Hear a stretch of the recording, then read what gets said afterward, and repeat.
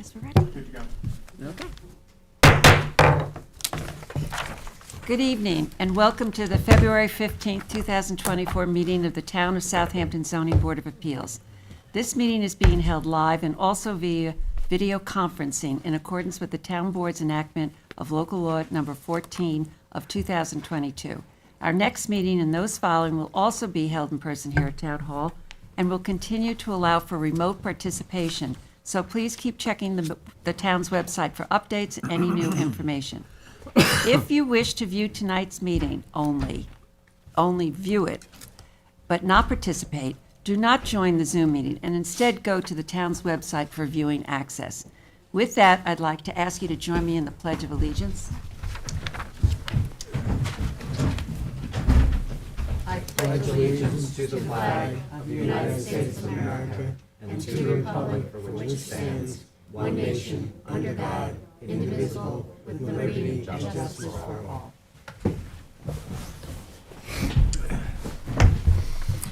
For those of you with us tonight, in case of an emergency evacuation, please exit through the rear doors of this room to one of the staircases across the hall and continue downstairs and out through the main entrance.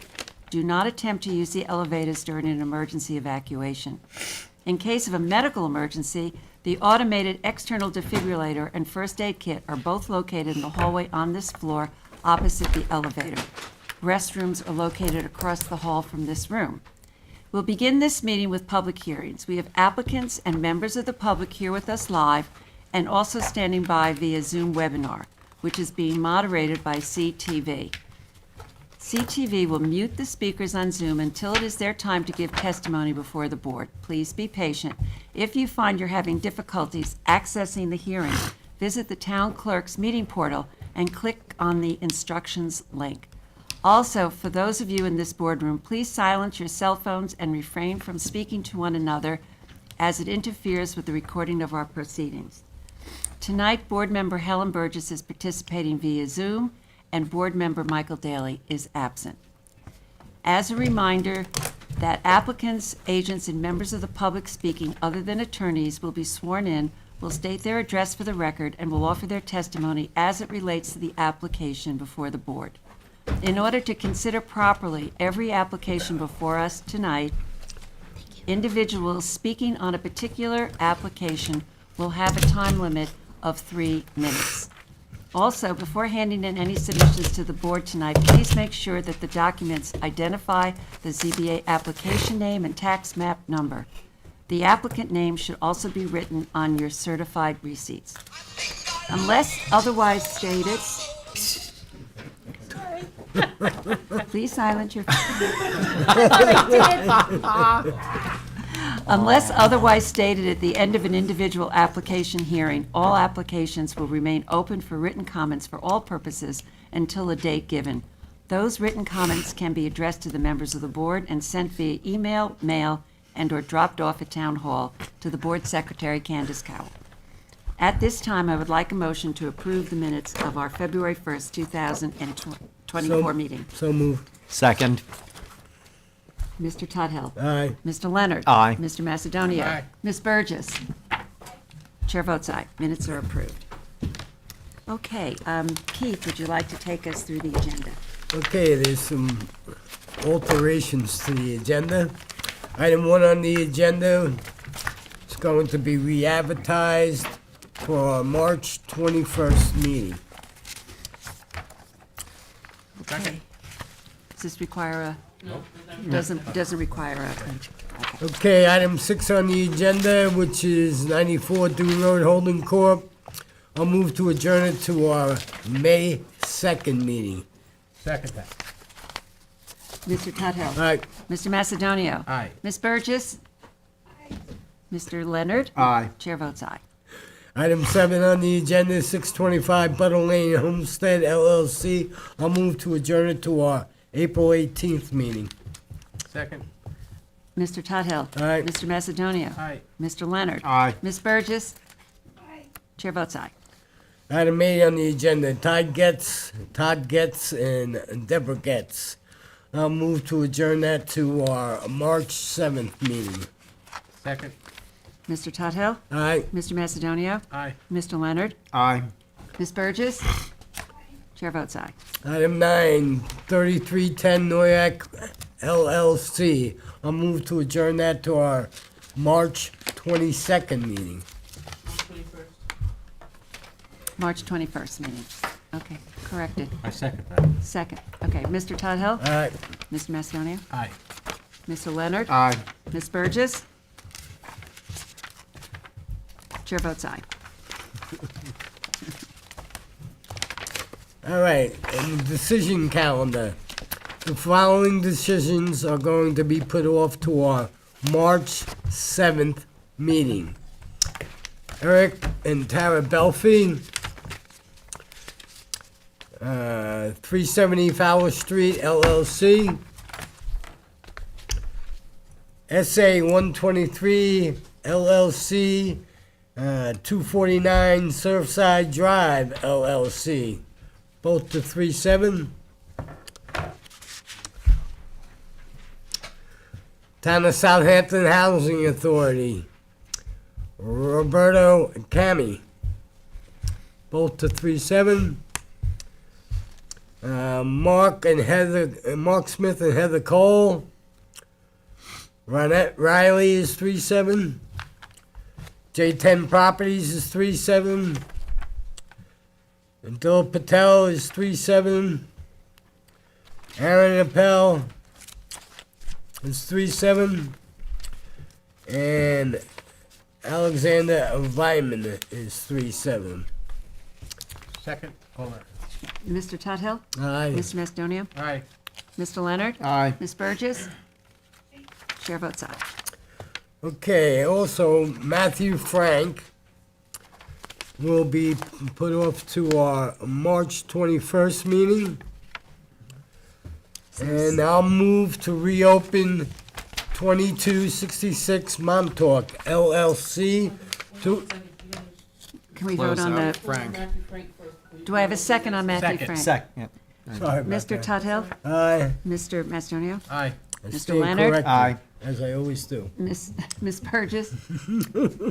Chair votes aye. Okay. All right. You ready now? Yeah. Okay. 2266 Montauk LLC, I'll move to reopen to accept written submissions. Is there a second? Second. Mr. Tuthill? All right. Mr. Macedonio? Aye. Mr. Leonard? Aye. Ms. Burgess? Chair votes aye. Now I'll move to close for a determination later this evening. Second. Mr. Tuthill? All right. Mr. Leonard? Aye. Mr. Macedonio? Aye. Ms. Burgess? Chair votes aye. All right. I'll move to reopen Henry Taboda to accept written submissions. All Second. Mr. Tuthill? right. Mr. Leonard? Aye. Mr. Macedonio? Aye. Ms. Burgess? Chair votes aye. And after accepting the written submissions, I'll move to close it for a determination later this evening. Second. All in favor? Aye. All right. Motion carries. Okay, How'd I do, all right? good. Pretty good. Just have a question, just want to confirm, what date did you say was for 625 Butter Lane? 625 Butter Lane. 418. Correct. Correct. Yes. Pay attention, all right? I'm gonna go back and look at it. Didn't realize there was gonna be a quiz. Okay, item 2 on the agenda. Pine Neck Realty LLC, 2 Oak Road, Noyak, Suffolk County Tax Map 900-5-5-67. Applicant requests relief for the following provisions of the town code for a new dwelling. 330-6, general regulations that references 330-11, residence districts table of dimensional regulations for a principal front yard setback from the southerly property line, Briar Lane, from the required 30 feet to 22.6 feet. A principal front yard setback from the westerly property line, Oak Road, from 30 feet to 27.4 feet. A principal rear yard setback from the required 30 feet to 10.2 feet. and total lot coverage from the permitted 20% to 29.6%. And 2, 330-84D, pyramid law for a sky plane encroachment on the north side of 492.64 cubic feet, south side 544.2 cubic feet, east side 2,979.34 cubic feet, and for a cupola 85 cubic feet, for a total of 3551.18 cubic feet, and any other relief necessary. Board has jurisdiction. Pass it to Hi. Susan. Suzanne, I think we're going to have to swear you in. Yes. Are you an attorney? No, I'm not. Okay, so then I need to swear you in as well. Sure. Do you swear to tell the truth, the whole truth, and nothing but the truth? I did. Please state your name and address. Dan O'Connell, 73 Pine Neck Avenue, in Okay. Sag Harbor. Good, thank you. Suzanne, Susanna Herman and Consultants, 1319 North Sea Road, Southampton. do you swear to tell the truth, the whole truth, and nothing but the truth? I do. Okay, thank you. Okay, Suzanne, this is yours. Okay, so this property is located at 2 Oak Road in the Pine Neck subdivision. I'm sure this board is very familiar with Pine Neck. You've seen a lot of variances over the years from this neighborhood. This property is on the corner of Oak Road and Briar Lane, which is a couple blocks off of Pine Neck Avenue, the main road going through there. It's on a corner, and it's 10,007 square feet in an R10 zoning district. It's also constrained because there is only 5 feet to groundwater, and even though we are not in a flood zone, we're very near to the flood zone. I actually have a copy of the flood zone map, but I don't think I handed up, but this isn't included in my packet, but just so that you can see, obviously the red is the velocity, the orange is your AE zones. We're in the yellow, which is a 2% chance of flooding every year, basically. And that's based on old calculations. The property is very vulnerable to flooding. It has flooded in rainstorms in the past. It's actually at the same elevation as a lot of the properties that are in the flood zone. And I just go through that to point out that although we don't benefit from pyramid elevating the house and going from the the flood zone line, they are elevating the house a little bit above grade, not too much, but a little bit, and also there's no basement. The house is on a slab. So for that reason, we're further constrained. The ceiling heights are not excessive. We have a 8-foot, 2-inch ceiling height. Both floors? Yes. I handed up to you a pretty large packet, and most of this consists of other variances that I felt were relevant to this application. They're either coverage variances, pyramid variances, or setback variances. And although it may seem like we're asking for quite a few variances here, it is well within the character of the neighborhood based on not just the other variances that have been issued. As you can see, if you want to flip through all these, I've summarized it all in my cover letter, just so you don't have to spend too much time doing that. But there are other similar variances for coverage, many variances for front yard setback. From one corner, we are proposing 27.4. From the other corner street, we're proposing 22.6, where 30 is required. You'll see very few properties that actually conform in this neighborhood to that 30-foot setback from both streets. So again, this is just a handful. I think I included 16 different variances for similar setbacks. I could probably find more, but I didn't want to overwhelm you. And this doesn't include the pre-existing nonconformity. I've included an aerial photograph for that reason. And you can see if you look at the neighborhood, and I'm sure you're all familiar with neighborhood. It's small lots, a lot of pre-existing nonconformity, a lot of houses closer than 30 feet from the property line. More often, they're 10 or 20 feet from the property line. Your lot's not that small though, comparatively. When you look at it, it isn't as small as most of them. It's 10,000. Mhm. I heard you. Right. I heard you. It's an It R10. conforms though, right? It It is a conforming conforms. lot. Yeah. What's the elevation? You said you have to elevate the house above grade. What is that? We are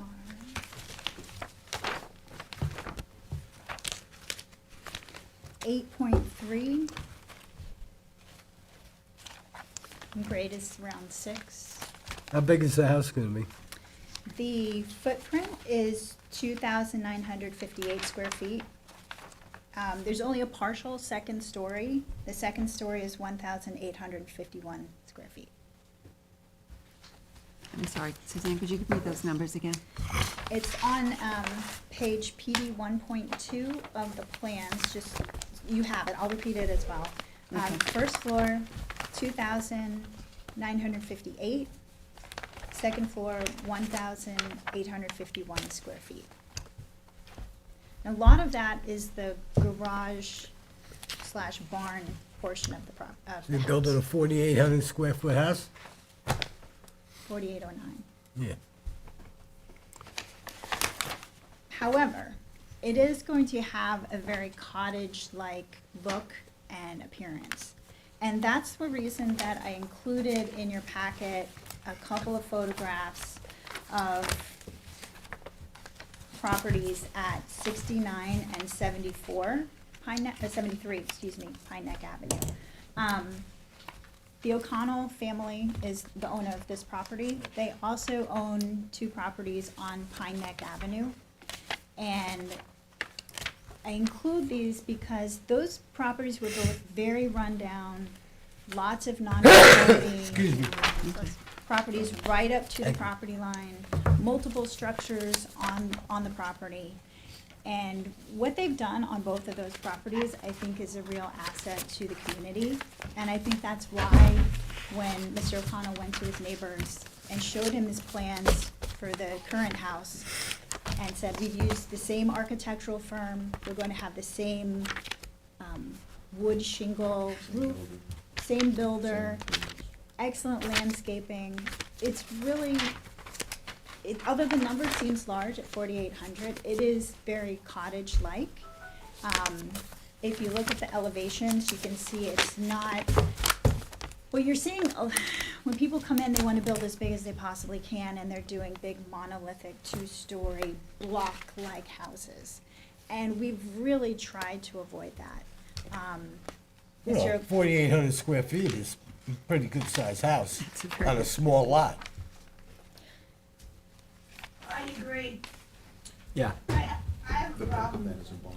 Yeah, Besides that, you need, what do you want, 29% lot coverage? right, we are proposing 29% lot coverage. I have included 2 variances of 29% and 30% variances that have Did you been- put the dates when those were granted? I attached copies. Okay, we have to go and do that ourselves. Well, one of them is 2010. 10. 2010, the other one is 1980. How about if we covenant, Wait a second. 2010 and 1980 are the variances that you have put here. Okay, The 2 that are that high yeah, in yeah. coverage, they're 29 and 30. There's multiple other ones that are more recent that are 24, 25, 26%. how about a covenant never to come back for a swimming pool or a tennis court? I don't think there's any. There's no room for it. I realize and that. They don't, Yeah, I realize they that, don't but- want a Yeah. tennis court or a swimming pool.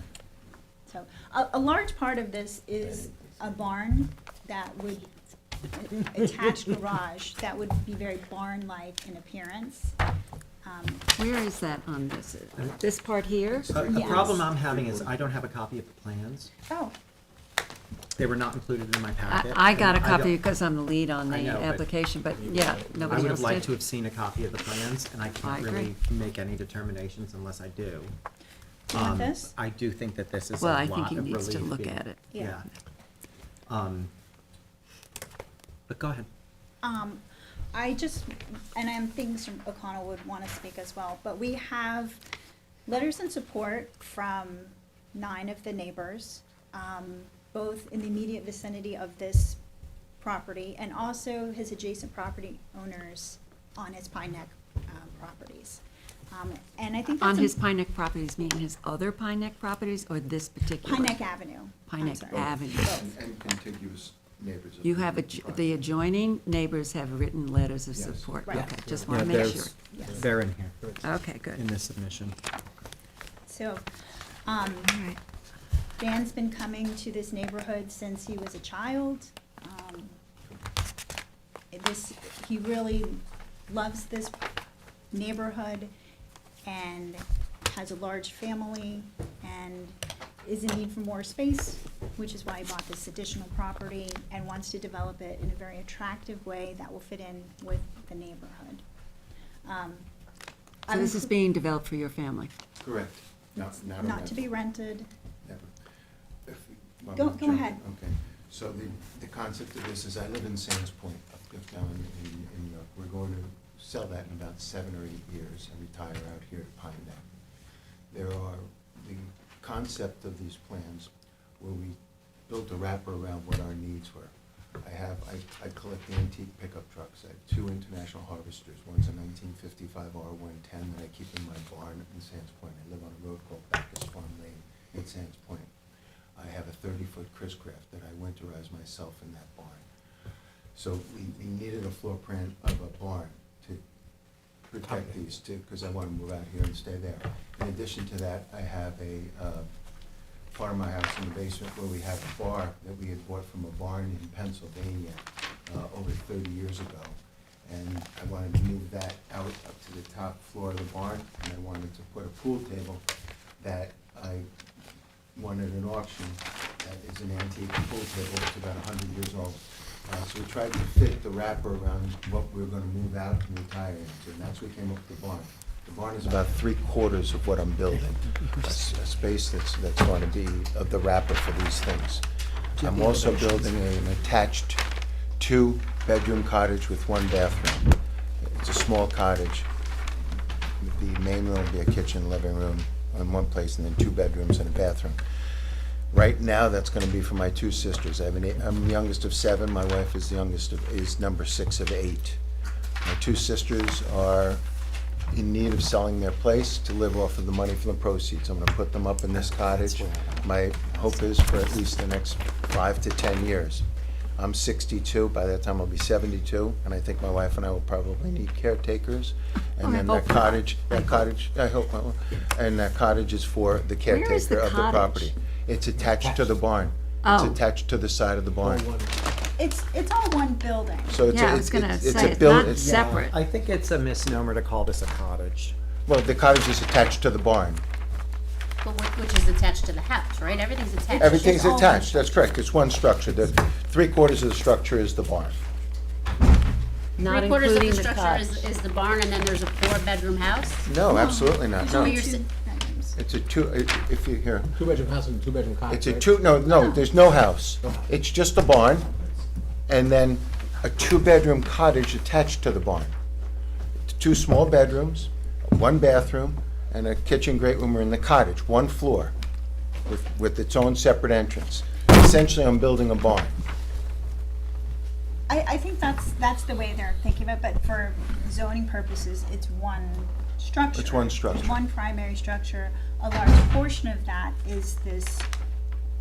Are you creating an accessory apartment within this? No, there's No. only 2 bedrooms in the whole The whole building. thing? The whole So thing you has, and your the whole thing sisters has are all 1 gonna be living kitchen, there, one- 2 bedrooms, and the barn will have none of that. The barn will have a bathroom for when I'm in there working on the car. But wait, when we're talking about this barn, is that the garage? Yes, yes. Okay, Yes. so hold on. Excuse me. I'm gonna have radiant floor heating in the barn, because So the hold batteries on will go one- dead in those hold on trucks in one the winter. I moment. don't take them out in the So the winter. garage is going to have a two-car garage, 3 bays. 3 bays. One's for my boat That's the and 2 are first for the level, trucks. and then there's gonna be a second level, On top correct? of that, that's With the correct. recreation That's correct. room That's and the correct. poker room. No and bedrooms, the- no kitchen. It's all one It- open it- space. it's- One open space. That's with correct. It's like one enormous living area. With Correct. all these pool tables and poker and Those- shuffleboard and. Those are the exact scale of what I already own and what I'm Right. going to move out. So, I mean, unfortunately for me, that's excessive on this lot. That you're asking us to give you some 3,000 square cubic feet of relief, a pyramid relief, for a structure that's basically a 2-bedroom house with a huge recreational living area over a garage. Correct. Yeah. Part of it is to match what I've done on 73 and 69 with the cupola. Much of that, Understood. Just Why to- is it that this, explain to me why on the elevation, this couldn't be moved over? What is the reason That that push- you can't keep it within the pyramid? Because we're on the corner, and if we push it away from that back property line, which is, if you push it away from the eastern property line, most of the pyramid is on the east side, where we are 10 Right. feet Uh-huh. from that property line. If you push it towards the No, I understand. west, then you're getting closer to Oak Road. And we're already asking for a 2.5-foot variance from Oak Road. Technically have 2 front yards. It looks- Yes, we have 2 front yards and a rear yard and a side yard. if you drive down Oak Road, you'll see the contiguous owner. What direction is To that? the north. That's to the north. Is about 40% lot coverage. The house is right up to my fence. It's a two-family rental, and it goes straight up from the property line. Across the street are 2 houses that are no more than 10 feet from the road, also going straight up from the property line. We're trying to set it back off the road. Okay, so the garage would be here? The other picture will give you a better view of it. Yes, But that is the I'm garage. just asking Yes, from this that's picture. the garage, sir. So the Yes. garage is here, Yes. and this is the recreation That's room. correct. Correct. What is the height of the ceiling in the recreation room? Is it a vaulted ceiling? I'm It goes thinking right of to the that. That's rafter. correct, right to the rafter, correct. Okay. What is the height? 30, is it under 32? Oh, yeah, we're under 32. Right, but it's a vaulted ceiling within that recreation room. So, Right, so There's that no- adds to the the height, pyramid. exactly, And. exactly. You know, generally, we don't like to approve pyramid relief in excess of in the 3,000s. So you may be having some difficulty finding the number of votes you need on this proposal. My hope was to make it look related, like a cousin of what I built. That's why we put the Yeah, no, cupola I on it. understand. I think, your design and everything is not a problem. I think it's a small lot. I'm not as concerned with the coverage, but I am concerned with the pyramid relief. So that's where I'm at at this point. Okay. Well, I think also part of the coverage we have to take into consideration is the fact that it's a It's a 3-car garage, It's a 3-bay huge. garage. Yeah. And is that appropriate on this size of a lot in that neighborhood, knowing what Pine Neck is like? I think that's the question for this board. One of them in the packet, at least 4276 was approved. Yeah, there is a house that's over 4,000 at 55 Pine Neck. There was pyramid relief granted on that one of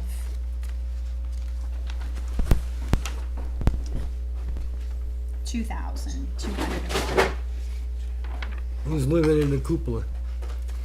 Nobody's, I don't know, maybe Dust. some birds. There's bats in the Some belfry. birds. If you look at photograph number 4, that's at 69 Pine Neck. That's actually an accessory structure on that property. There's a little cupola that shows, very similar to this design, figure 4. And I've included in figure 6 is a picture of the adjacent property to the subject property, which shows that and it didn't require, or it didn't get a pyramid variance, but it's obviously in non-conformity. It's 10 feet from each property line, and obviously, a big, tall, blocky house, monolithic. It's a two-family rental, right next. Okay. Do you have a number for the height of the recreation room to the ceiling? The ceiling? To the rafter? I think it's shown in one of the cross sections here. Trying to keep this away from the microphone. 'cause Yes. it's terrible sound.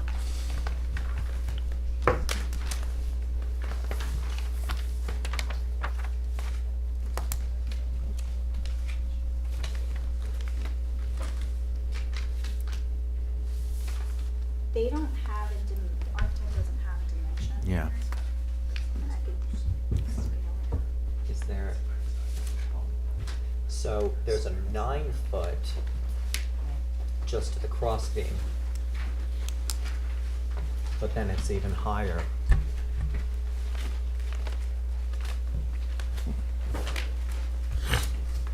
So what you're suggesting is perhaps another relook at the vaulted ceiling and some Yeah, I think if you Shaping remove the of vaulted the- ceiling, of the pyramid relief request?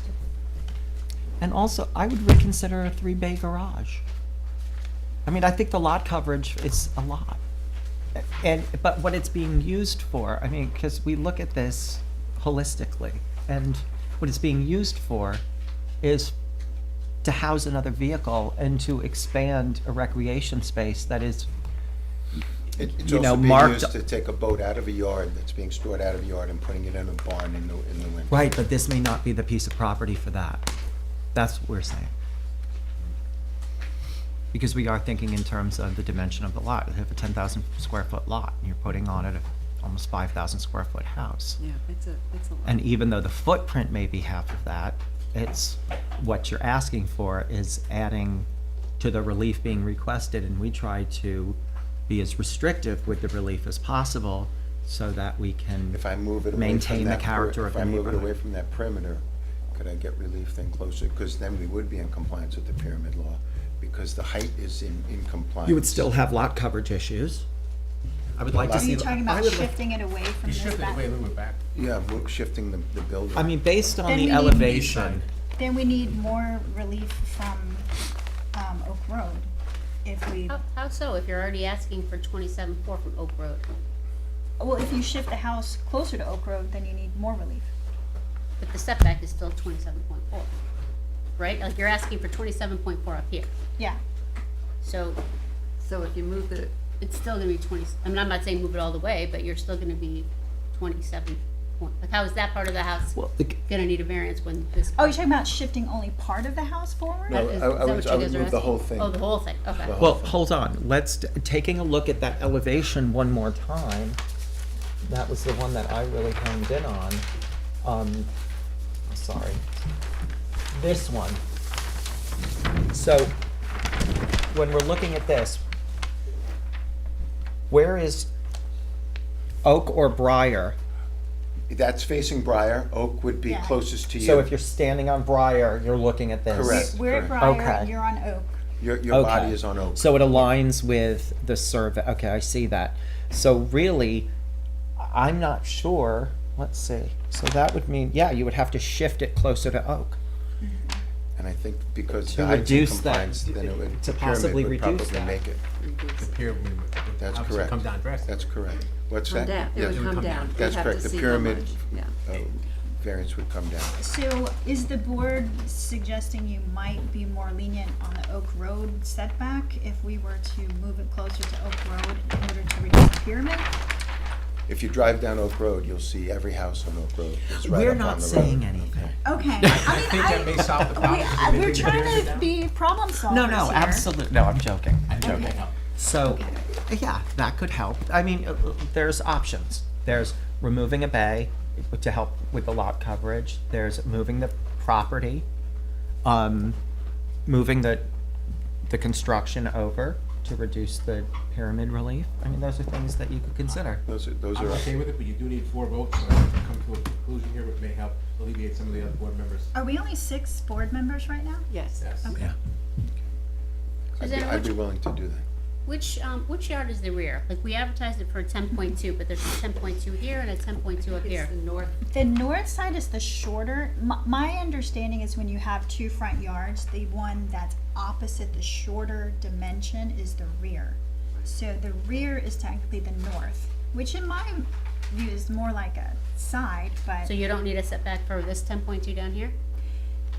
no, because the No, that's side that's yard, considered side the yard. side yard setback is 10. It's 10, Okay. yeah. Right. And our pre-existing house is, And the attached 2-bedroom cottage doesn't have any pyramid law relief requested. Right. So the options to look at is shifting the whole structure or shifting the barn structure. Correct. A line up closer to where the Road. house is. Well, I think, I would rather move the whole structure, because if I move the barn up to the front of the cottage, it's gonna look more like those prefab houses that are being built that we're trying to not look like. I don't want a flat so you don't want structure. flat. I'd like to have a little And profile pivoting there. it doesn't work. Yeah, so Pivoting? maybe, I'll have, There's lots of things to look at. we will do that. That's a great suggestion. rotating to be parallel to Oak Road instead of parallel to Briar Lane. Or even maybe putting the whole thing on an angle. Yeah, Pivoting. that's Maybe, what I mean. maybe like, yeah, Yeah, like yeah. that. That might work. That's a good idea. I should have gone to architect. You should have. You should have All come and right, given me advice a month It seems to me ago. that We'll hold it we open. need you to come back. Yeah. But before we do that, I want to ask, is there anyone in the audience who wishes to comment on the application?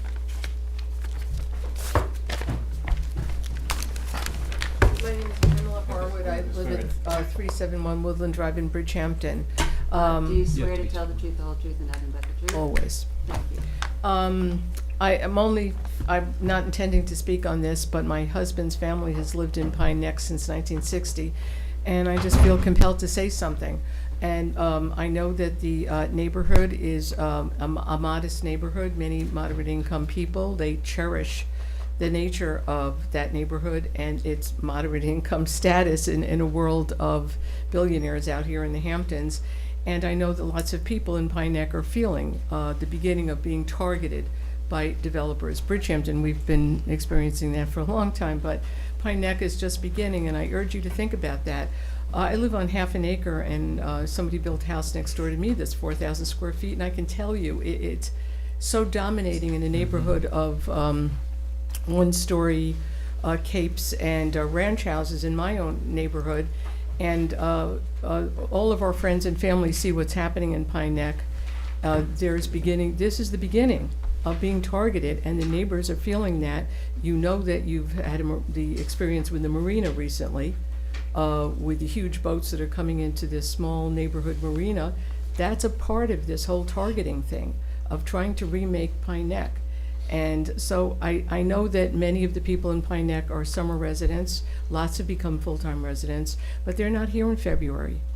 And I just felt compelled, since I'm here anyway, for something else, to point that out, and that many people might not even know about Okay. this application, so thank you very much. Thank you. Pam, Thank you for your hearing. comments. They get noticed, though. Everybody gets advertised. Right, but, I'm sensitive to everything that this lady just said. I've lived, Pamela, thank you. I've lived in Sag Harbor for many years. I know the Pine Neck area very well, and it's a much more modest community. Yeah, as you said, I think modest is a really good word for it. So I'd really like to see some movement on the pyramid relief, but also I'd really like to see some movement on the lot coverage. I think a 3-bay garage is excessive for this property. I really do. For the purpose of having, an extra boat or putting in a I'm not shuffleboard asking court. for an extra boat. I have one. But I understand, but I think it's excessive I have for one this boat that I lot. want to put in there. If you could consider that, I would appreciate that. Okay. Is there anybody else in the audience who wishes to be heard? Is there anybody on Zoom who wishes to be heard in the application of 2 Oak Road, Pine Neck? Okay. And Suzanne, you got a copy of the neighbor's letter, right? Yes. The house that we're renovating now fills with water in its crawl space. It's the home to only a family of raccoons. It's been dilapidated for years. It's an eyesore. You can see the photographs of what we built. We're in keeping with the neighborhood. Right. Nice designs. Okay, so you're gonna have to come back, Okay, give some consideration to the input that you've gotten here tonight. I will, When do you think you'll be prepared to come back? as soon as we can get on your calendar. Ken? When's the next available date? March 7th, I'm away March 7th. March 21. March 20th. 21. Yeah, that works. Okay. It's probably more realistic. So I'm going to I'll make make that work. a motion to adjourn this to March 21st. Second. Mr. Leonard? Aye. Mr. Mester? Aye. Mr. Tuthill? Aye. Ms. Burgess? Aye. Chair votes aye. Do you want Okay, this we'll see you I on appreciate your March consideration. Thank you for the 21st. time. Thank you. Thank you, Mr. Tuthill. Thank you, Mr. Leonard. Thanks, Mr. Leonard. Thank you very much. Have a good day. Oh, my, yeah, if you grab that. Show you.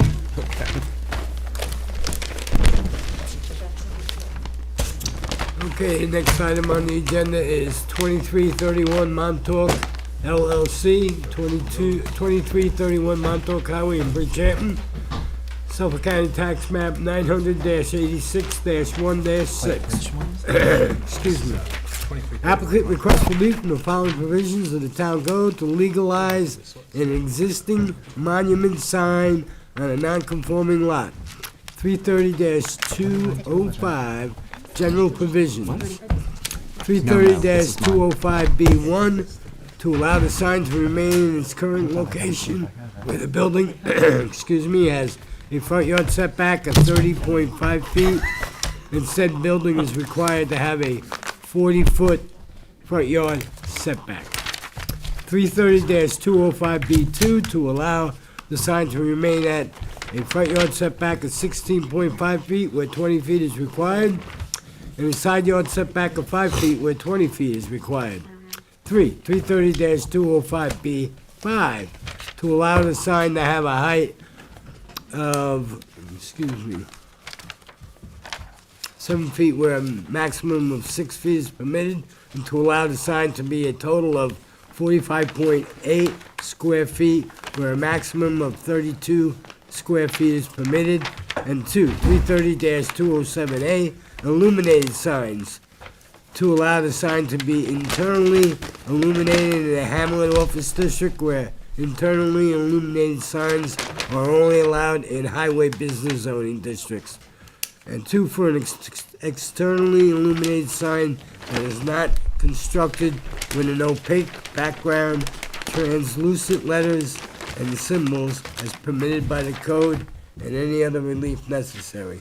Court has jurisdiction. Just wait 1 sec so I can pass those down. Pass that to John.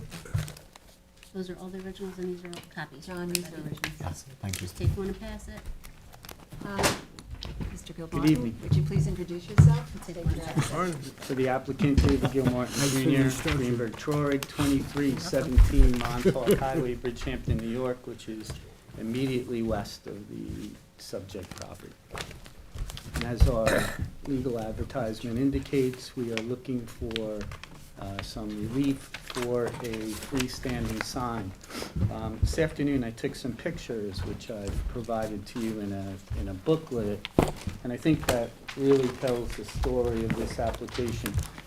First picture is of our office, and a sign which got the same front yard relief as the applicant is requesting tonight. And if you look in this area, which I have some more photos of, that's approximately the area the sign's gonna go, and you can see it on the survey here. This is a closer shot of the area.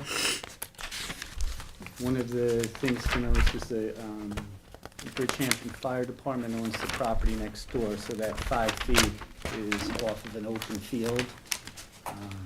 The reason we have it in that particular location at 5 feet is as you look at the next series of photos which show the area, you'll see that there's a retaining wall.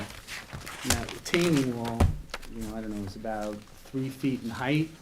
It actually comes up as you get closer to the fire department property. So it'll allow for people who are passing by to observe the sign. So as we got further east, the less height we needed in the sign, so that's why it's there. And I don't believe there's a detriment to the fire department at the open field.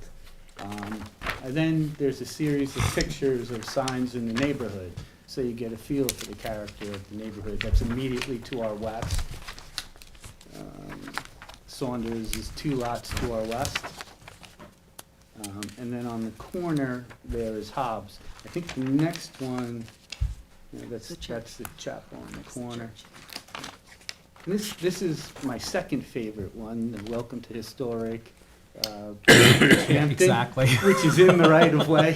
You know, it's on the other side of They the got a variance sidewalk. for that, right? Exactly. You know, it's a beautiful sign, but you're starting to get the character of the neighborhood. Here's the Bridgehampton Inn, which is a fairly large sign.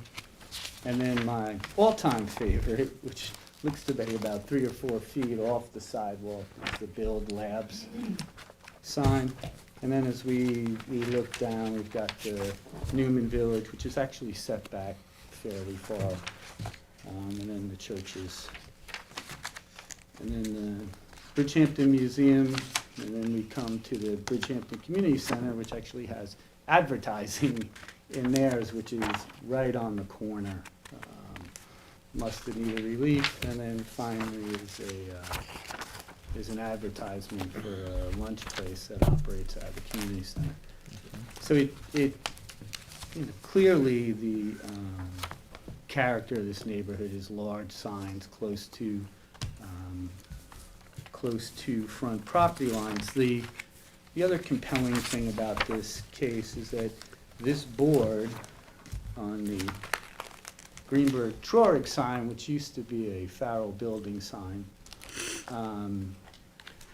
gave the same relief except for the 5-foot setback, and then, you know, made some interesting comments. First of all, the planning board, when looking at that sign, said the planning board finds the proposed sign to be tasteful, innovative, and appropriate for the area.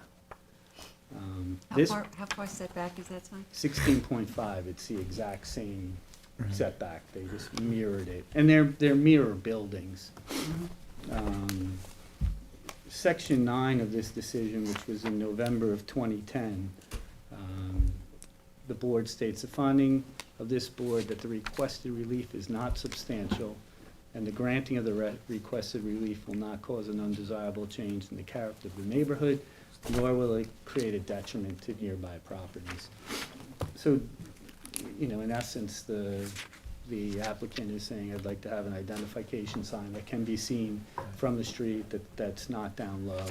This is the best place to be able to do. It says an existing monument sign, is Oh, it? I'm sorry, yeah, well, That's- you've seen the pictures, right? Yeah, So it's not true. there. And then you received a memo, I think, from the building department that said it wasn't. Yeah, that's why I just handed that to. I thought the board had it already. Can you I talk? think they do, I don't, It's in your yeah. submittals. Yeah. It's in your submittals. Okay. Oh, it's in submittal, so we didn't get to see it before the meeting. Okay. Could you talk a little about the illumination? Yes, that's. So- Because honestly, the sign placement is, Right. So it's here's not a- an issue for me. The illumination, I just want to make clear. So in the code, 33207 requires the illumination to be an external source pointing down that doesn't cause glare to pedestrians and things like that. It sounds to me like this LED source is going to backlight just the letters. Yeah, I think the best way that I can do that is show you a picture of our sign that was taken at dusk, which shows how it's backlit. I just didn't have a chance to print it off. And, Okay, it's just behind each of the letters. Just behind it, right Okay. behind The letters. illumination is only on the lettering. Yes, here, you look. It's right behind it. And is it on all night? Suspect so. I haven't been there all night, thankfully. But yes, I would suspect I'm it's sure it's on from a timer. dusk to dawn No, type it's of. probably not. They're supposed to be extinguished by 11 p.m. Right. Then it gets extinguished at 11. Okay. If it doesn't, we'll fix that.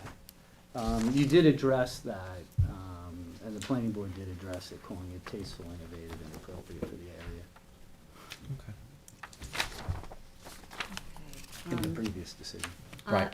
This is in the new historic district, is that correct, Katie? Mm-hmm. All right, so does that mean that this also should be going to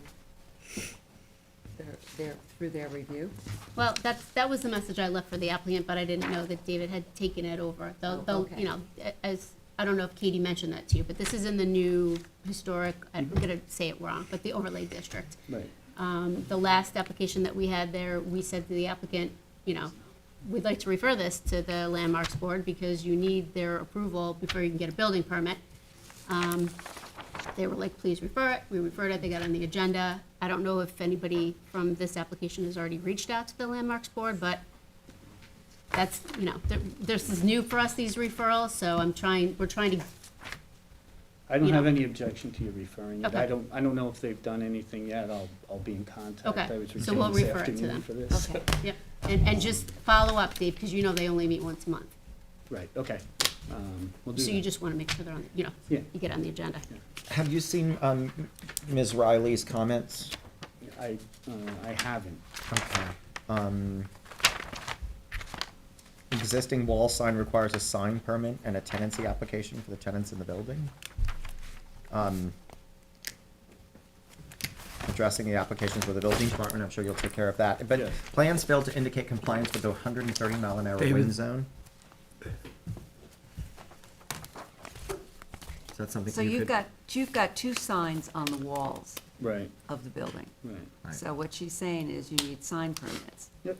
Right. We'll get, I didn't realize that, but we'll get the sign permits. And then- what I'm is sure the we'll have to do tenancy this. application? Tenancy is that the owner is an LLC, but the tenant is a building Yeah. company. Okay. So, Okay, and that you have to indicate it can comply with 130-mile-an-hour winds. Right, we have plans, and we have some serious plans done by an engineer. I I'm sure see. they got Yeah, it they were right. hard to, for me to parse through. to be You and me honest. both. Yeah, well, but But I we'll was make having sure trouble that with that. that's a part of the application. Okay, so, again, I think, Katie, we have to hold off on this application until we hear from the landmark group. I mean, I think it's advisable. I just was looking to see, it looks like they meet on February 20th, which is that next week? Yes. That always seems to be the way. Monday and Tuesday. Yeah, and town hall is closed on Monday. Anthony has something I to say? think, I think they, I have to go back and look, but I'm pretty sure the site plan approval also, well, it gets referred, it's commercial, it gets referred to planning anyway, so. This, not if it has a CO. but Does the it- building have a it- CO? But we might have put in the condition of. Oh, like a site that plan? they have to Okay. come- Let me verify that, Dave. Okay, so you've got a couple of stops along the way. Maybe, I wanna Maybe, verify, yeah. possibly, yeah, At least one. at least one. And also, in terms of what John referred to, if we were to approve this with the internal lighting of just the letters, turns off at 11 o'clock. Yeah, that should be a condition of it. that's fine. Absolutely, we're following the law. It's a code. Right. That's if we approve it. So, okay, any other questions from the board? Is there anyone in the audience who wishes to be heard? Come up, come up.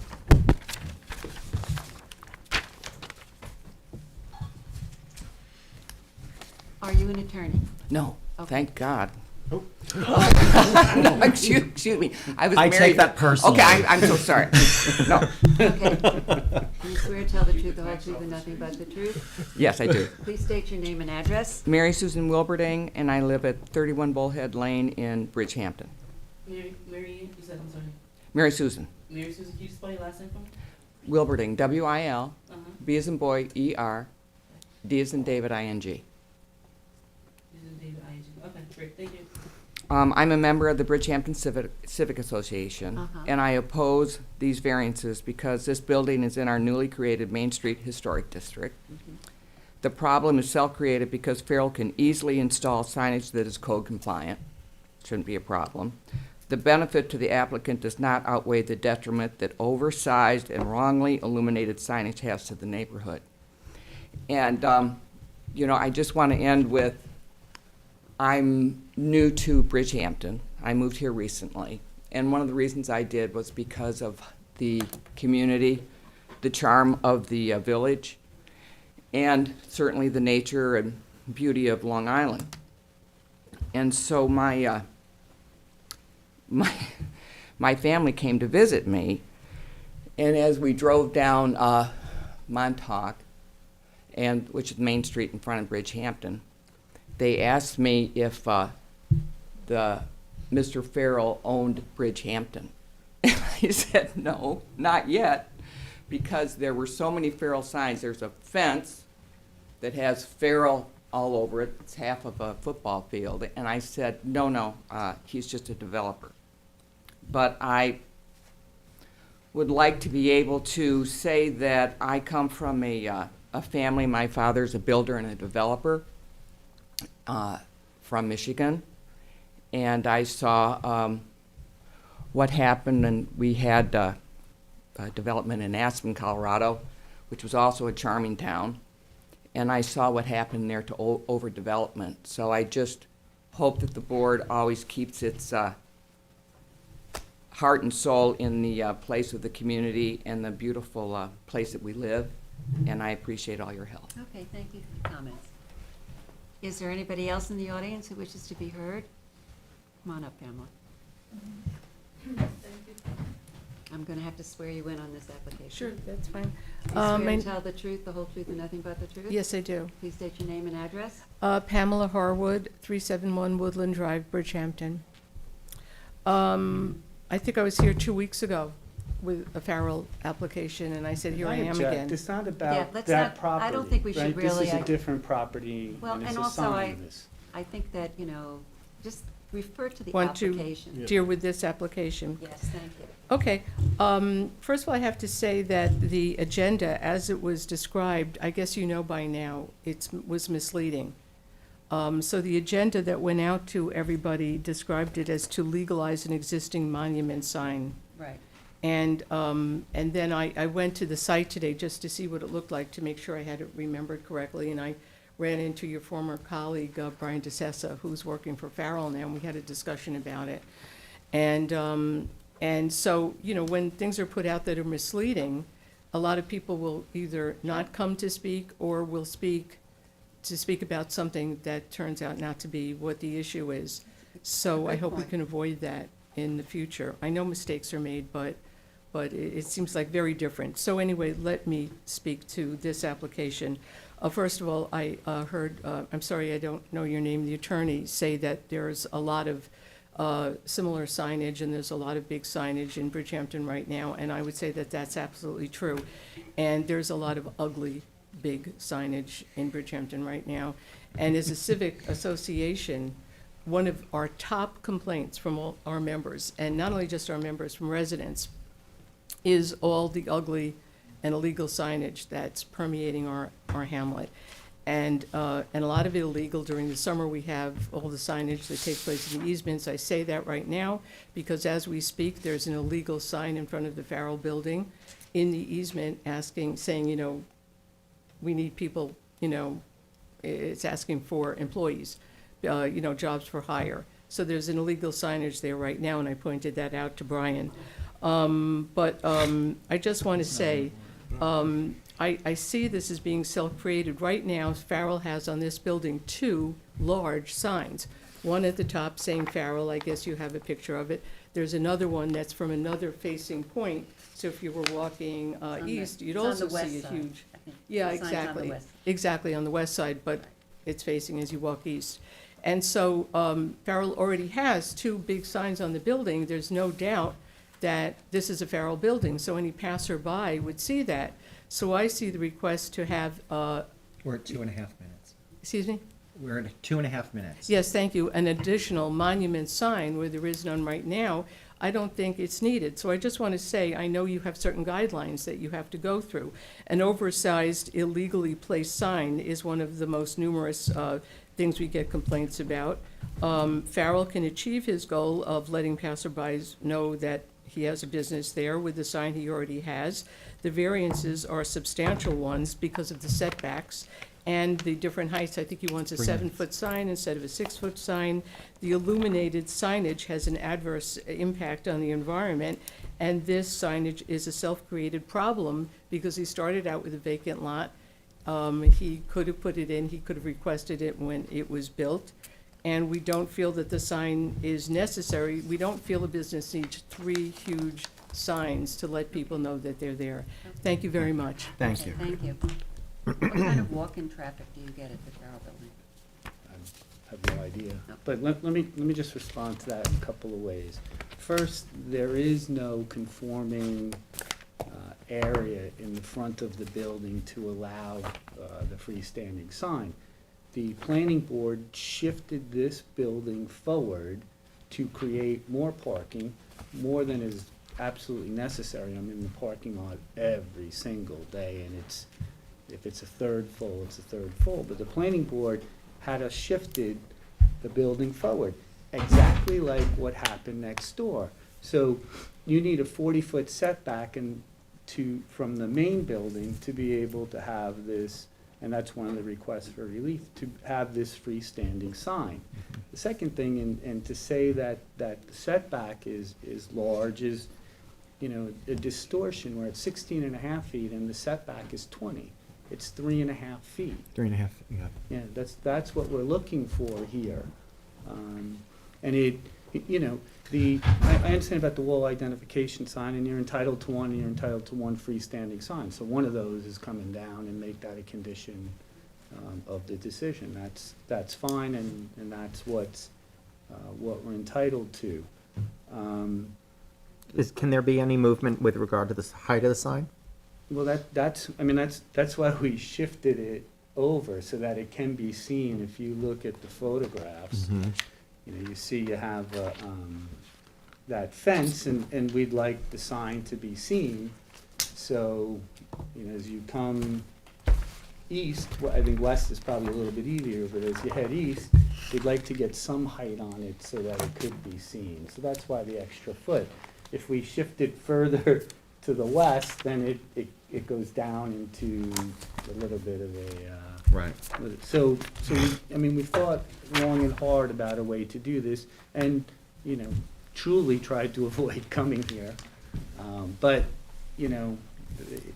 this is why you guys are here. The other thing is, for what it's worth, in the application for the former Farrell sign, which is now the Greenberg-Trorg sign, and I'll give that to you. It's a tasteful sign. This is what everybody approved. You said that the board also finds that the alleged difficulty should not be considered self-created. So how that comes in is if we're shifting the building to accommodate a larger parking, then that's not self-created when the building got shifted forward. Right, that was a mandate. Yeah, which was exactly what, these buildings are mirror images of each other, so I would say that it's not self-created. Pamela wanted to say one more thing. Come back up. Excuse me, I just want to say something about that. When the building was built, the Hamlet office zone allows 3,000 square foot buildings. You can get a special exemption to increase that to a maximum of 6,000 square feet. And that is exactly what Farrell did at the time. So they went over 5,000 square feet, and that's probably why the additional parking was required, probably why the planning board said shift the building closer. So that was also a self-created problem.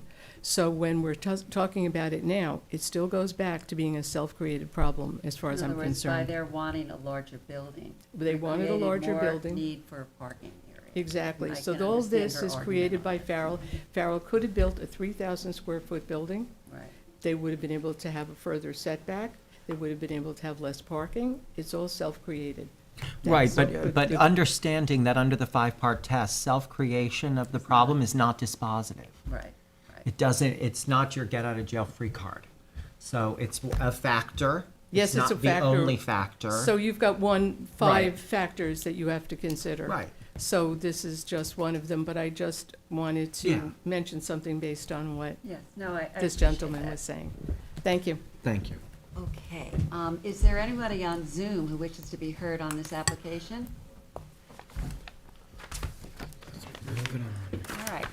agree. gonna be coming back. Whose is this? This is John. This is mine, so. Wait, People. I'm sorry, Hold there are on. people on Zoom. Oh, Okay. there are people Oh, on good. Zoom. All right, so let's hear from them. Let's start with one. You almost- It's 3 feet. Park, of course. You know what you're getting into is head by midday. This is what happens when you dance with the devil. Hi, are you an attorney? No, you're muted. You're muted. You're still muted.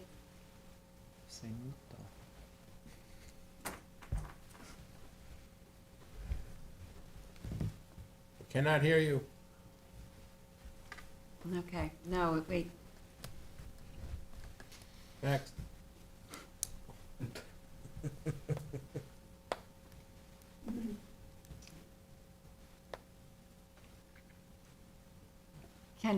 Can you say something if we can hear you? Okay. Okay, we should move on. All right, we're gonna have to move on to the next person. If you can figure it out, come back.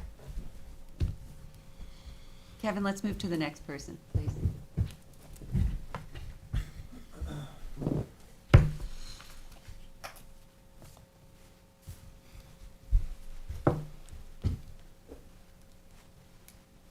It's Helen.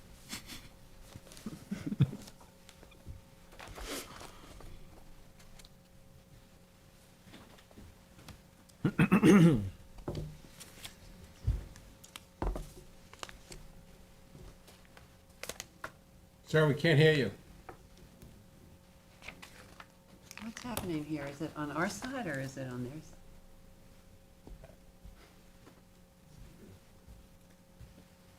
All right. Okay, there we good. go. Are you an attorney? Wait, before you start, are you an attorney? Hello? I'm afraid I can't hear you very well. Can you pick up this? Are you an attorney?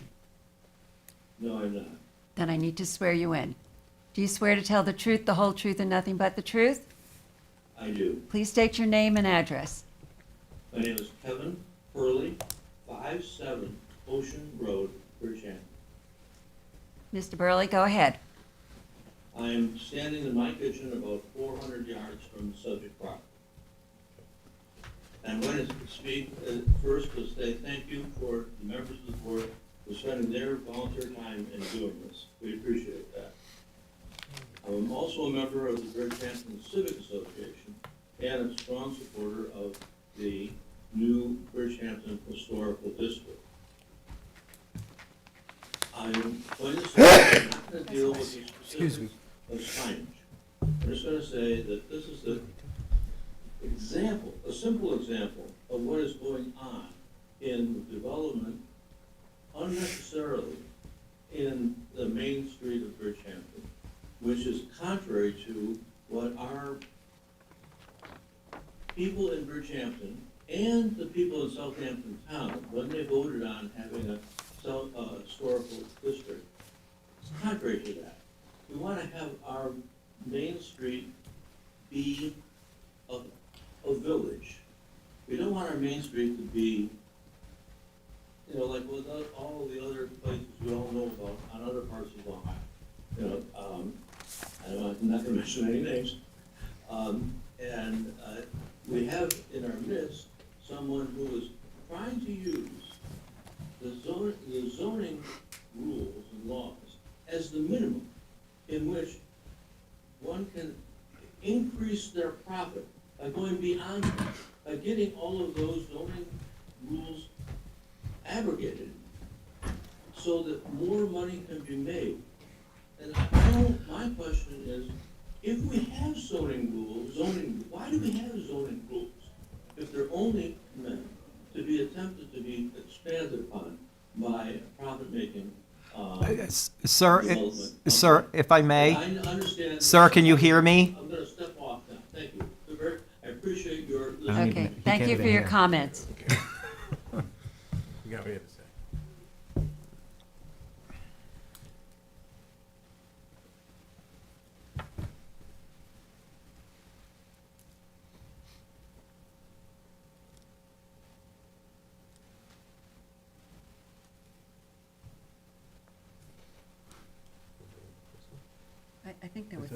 three, There were right? three. Yeah, so that was 2. We're having major technical difficulties.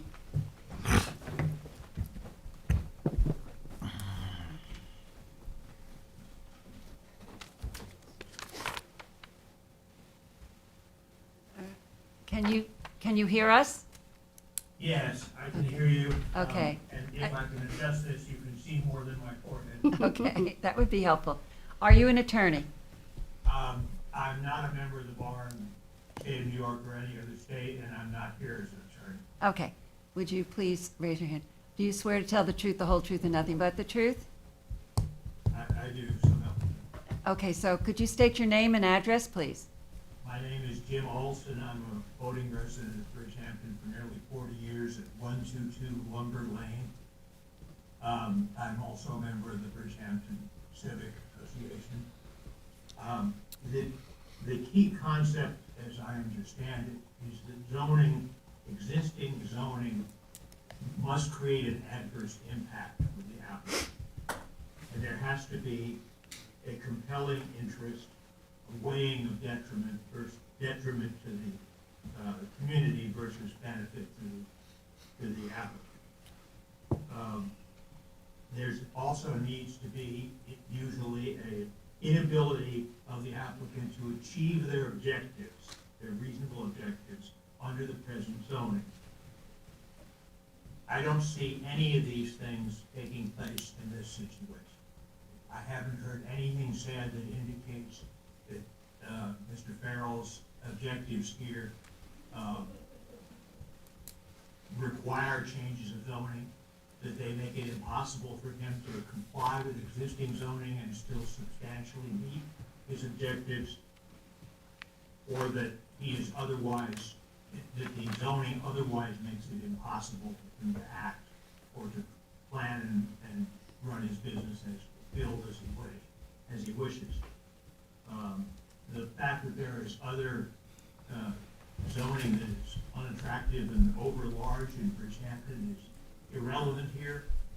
That zoning is the historical district, and in all likelihood, most of it is probably pre-existing zoning rules.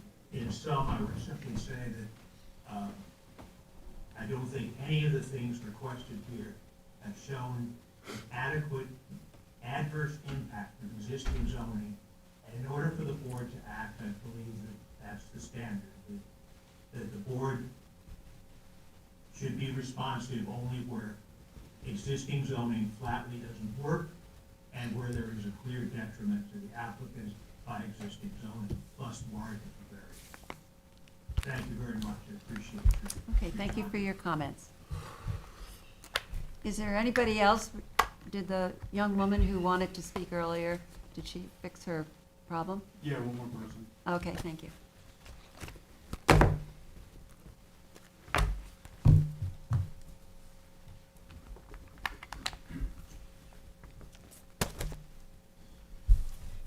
Oh, okay. Hi, thank you. Sorry about my glitch there. I am not an attorney. Okay, let me swear you in. Do you swear to tell the truth, the whole truth, and nothing but the truth? I do. Please state your My name and name is address. My name is Janet Donahoe Ollinger. I live at 32 Grouse Lane in Bridgehampton, and I am a member of the Civic Association. I just want to comment that. Excuse me, one second. Could you spell your last name, please? Oh, sure. It's two names. It's Donahoe, Donohoe, Ollinger, Ollinger.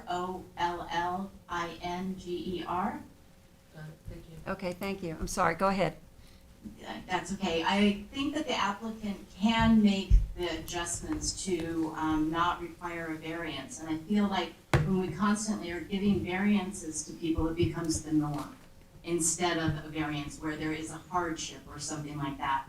So I would like the panel to really consider this and start saying no to things that are outside of the norm. And I do appreciate your time. I agree with what the other comments that were made. And thank you for your time. Okay, thank you very much, Janet. I don't think that we always say yes to everything. We say no to a lot. We say no to a lot of Well, things. No, but what I would like to ask is, what about providing 3.5 feet of setback relief is a detriment to Bridgehampton? Because it keeps on encroaching. No, other Everything than keeps that, on other encroaching. than that, is there anything about the actual 3.5 feet that is a detriment to people on a regular basis, other than this idea of variance creep?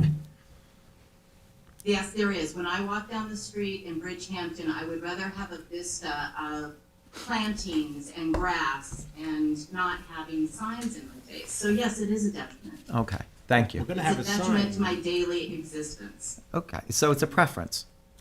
No, it's not a preference, it's a detriment. Okay, It makes things worse. And so what we would like to do is make things better. And so a detriment is making something worse, and that's what it does. It encroaches on having vistas, as do many things that the applicant does. Okay, Okay, we're- thank you. We're talking about this particular Thank you. application. Is there anybody else on Zoom? I have a question for Mr. One more. Martin. All right, but we have one more Zoom person. Well, I'd like to follow up with Mr. Gilmartin on something Ms. Donahoe go ahead. Ollinger said. go So, ahead. could you tell us why it is that you need the 3.5 feet of relief and why you can't just put it back 3.5 feet? Is that because of the fencing Well, it's because for the opportunity for it to be viewed. to be viewed? Is Right, it and that there are the some land safety slopes issues. down? The land slopes down, that's why the height, but we'd like it forward so that people can see it. The further back you get, it gets It disappears. into the building, right? And let's remember that this is a commercial strip of property that they all have signs. And we are entitled to a ground identification sign on the property. That's legal. I'm not asking for a use variance to do You're this. I asking need for a setback 3.5 feet. variance. some setback relief to do this. So, you know, this idea that it's causing a detriment, I think is really just a fallacy. I think there's probably some blowback against the company that rents the building that's going on here. And this board, as you well know, I don't have to tell you that you have to consider this application and what we're asking for, not what's going on down the street or anywhere else in town. Absolutely, and I think also I would like to make the point to everybody listening that if you've paid any attention tonight to anything that we've done, we have attempted to preserve the character of communities on a regular basis. And we can't just simply say no because we don't like the way something looks. It's just not within our purview to do that. What we do is we try to balance, obviously. And Absolutely. we're gonna look at, I'm actually a little curious as to what the 3.5 feet, why that 3.5 feet has to be. You said safety issues, I mean. Well, you need, when you have an identification sign, it's what alerts people in I cars where the understand. business. Yeah. So at base and Yeah, why you have a sign. That's why I asked about walk-in. I understand if you've got a walk-in clientele. This isn't generally a walk-in clientele. No, I mean, I think you would have to make an appointment to get in the building, but Yeah, yeah, again, yeah. it's in a place where it's visible to people driving or walking by. Okay. Right, That's- because they're having an appointment at the Farrell Building and they want to be able to see where they're going. That makes sense. And Right. I think Okay, I we've got understand one what more you just person said. on the Zoom.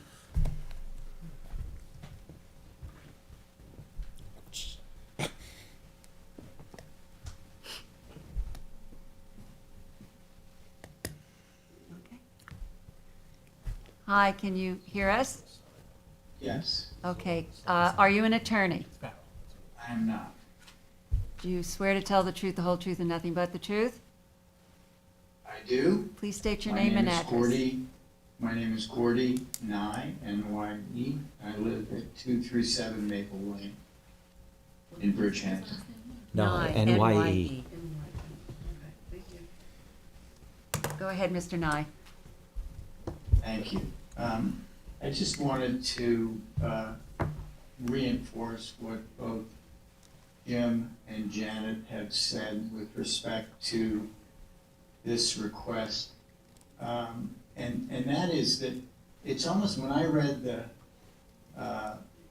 setup for this particular issue, it seems to me that no attention was paid at all to the existing rules.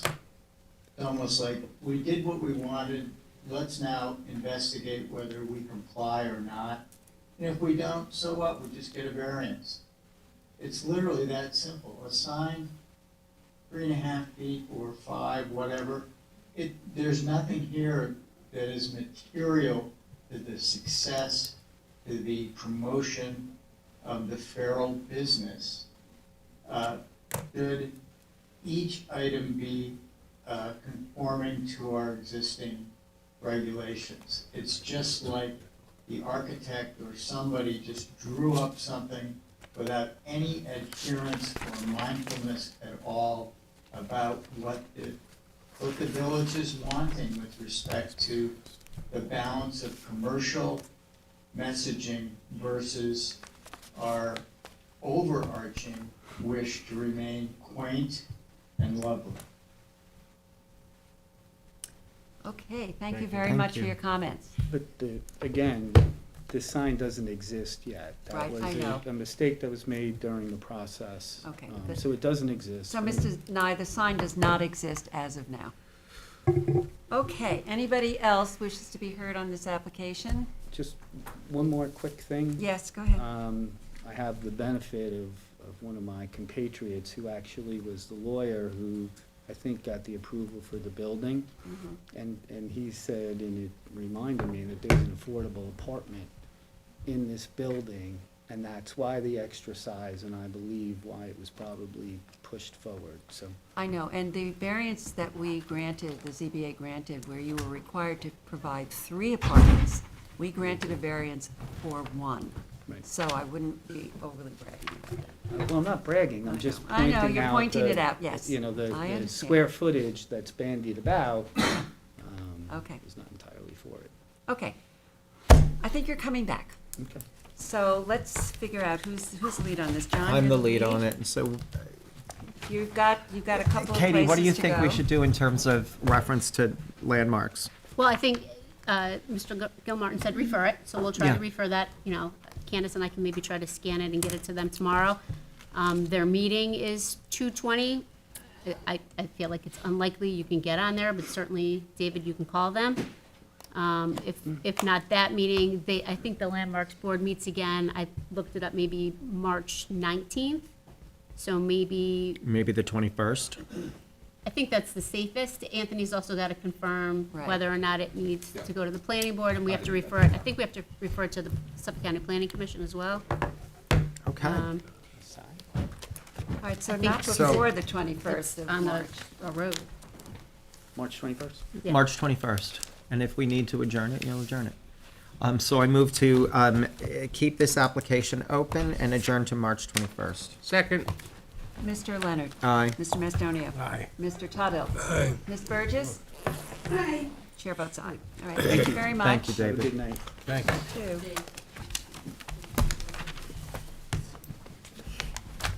Okay. Item 4 on the agenda, 142 Shore Road LLC, 142 Shore Road, North Sea, Suffolk County Tax Map 900-76-3-49. Applicant requests relief from the following provisions of the Town Code for a proposed covered porch. 1, 330-115C continuance for a principal front yard setback of 27.1 feet from the northerly property line Shore Road, where 27.9 feet is pre-existing. And 330-11 Residence District's Table of Dimensional Regulations for a total lot coverage of 21.28%, where a maximum of 20% is permitted on a non-conforming lot and any other relief necessary. Board has jurisdiction, can you pass it to Bob, please? Are you an attorney? Oh, no, these are. Do you swear to tell the truth, the whole truth, and nothing but the truth? I do. Please My state your name and address. Mickey Klein, 138 Powell Avenue, Southampton, New York. Mr. Klein, please tell us about your application. So we are adding on to an existing home located at 142 Shore Road. The parcel size is 10,241 square feet, and we're seeking a approval for a 1.28% increase in lot coverage and a 9-inch approval for the front yard setback for the creation of a brand-new front porch. So the current setback is at 27.1. 27.9, and we're asking for 27.1. 27.1, okay. Which is about 9 inches. Right. Less. Okay, and then the lot coverage is increased by 1.28%. Correct. Doesn't seem so unreasonable. Same thing about covered I porches. hope No not. sign though, right? No. It's not illuminated, so, Any pyramid relief? no pyramid relief. Okay. Covered porches. Common, and you've got two, you have Yes. two front yards? Yes, I do. Yeah. Right. It's on the corner of Rose and Shore Road. Bob, do you want to ask any questions? I have on no this? question. I'm actually okay with everything. It seems minor relief. Yeah, let's go to the audience. Anybody else on the board wishes to Move comment? along. Okay, is there anyone in the audience who wishes to comment on 142 Shore Road application?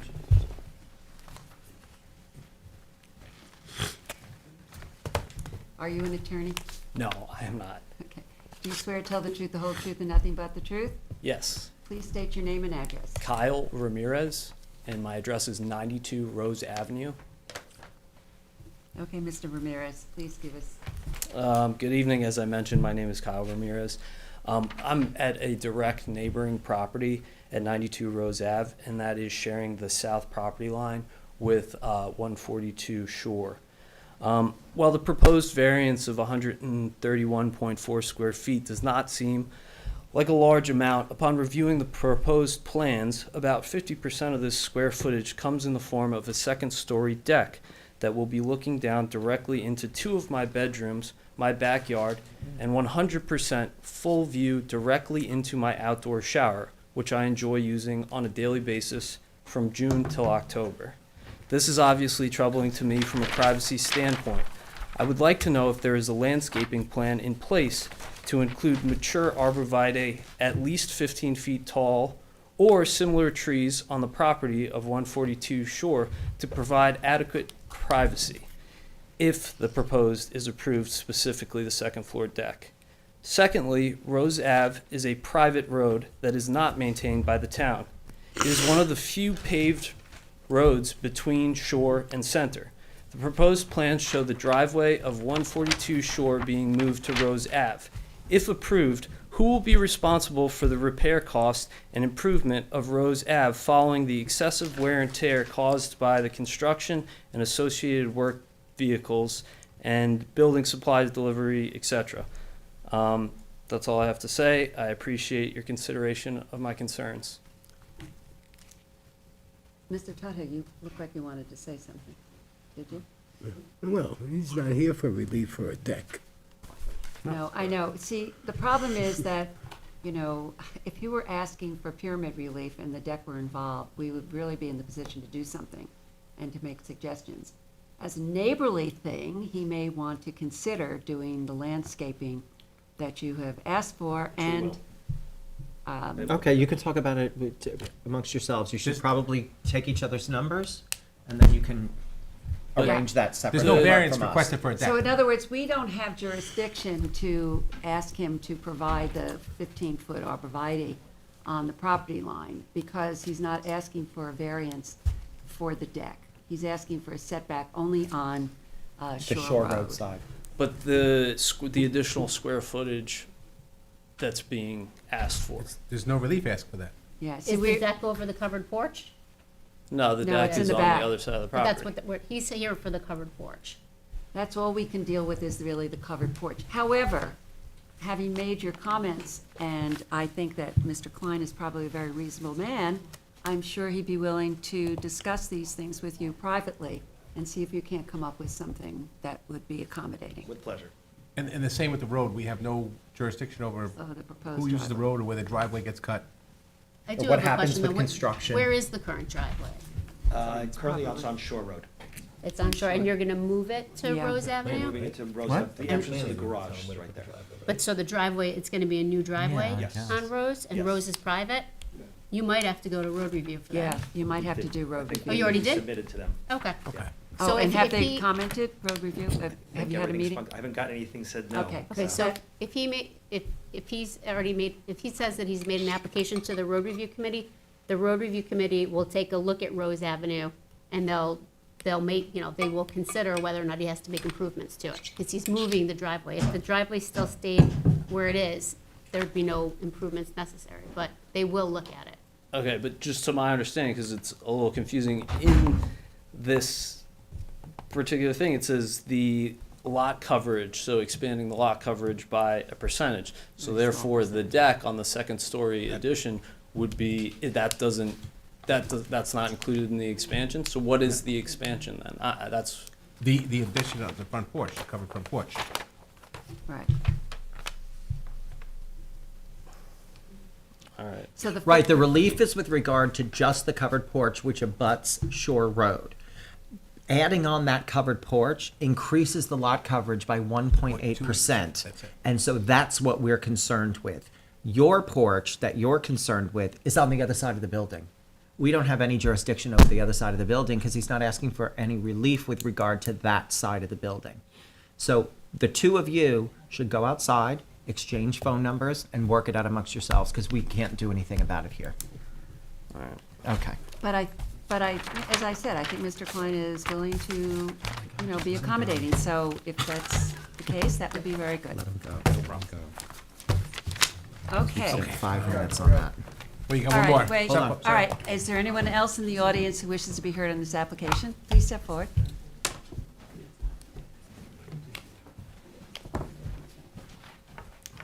Are you an attorney? No, Do you swear to tell the truth, the whole truth, and nothing but the truth? yes, I do. Please state your name and address. My name is Jeremy Slovic. My address is 78 Rose Avenue.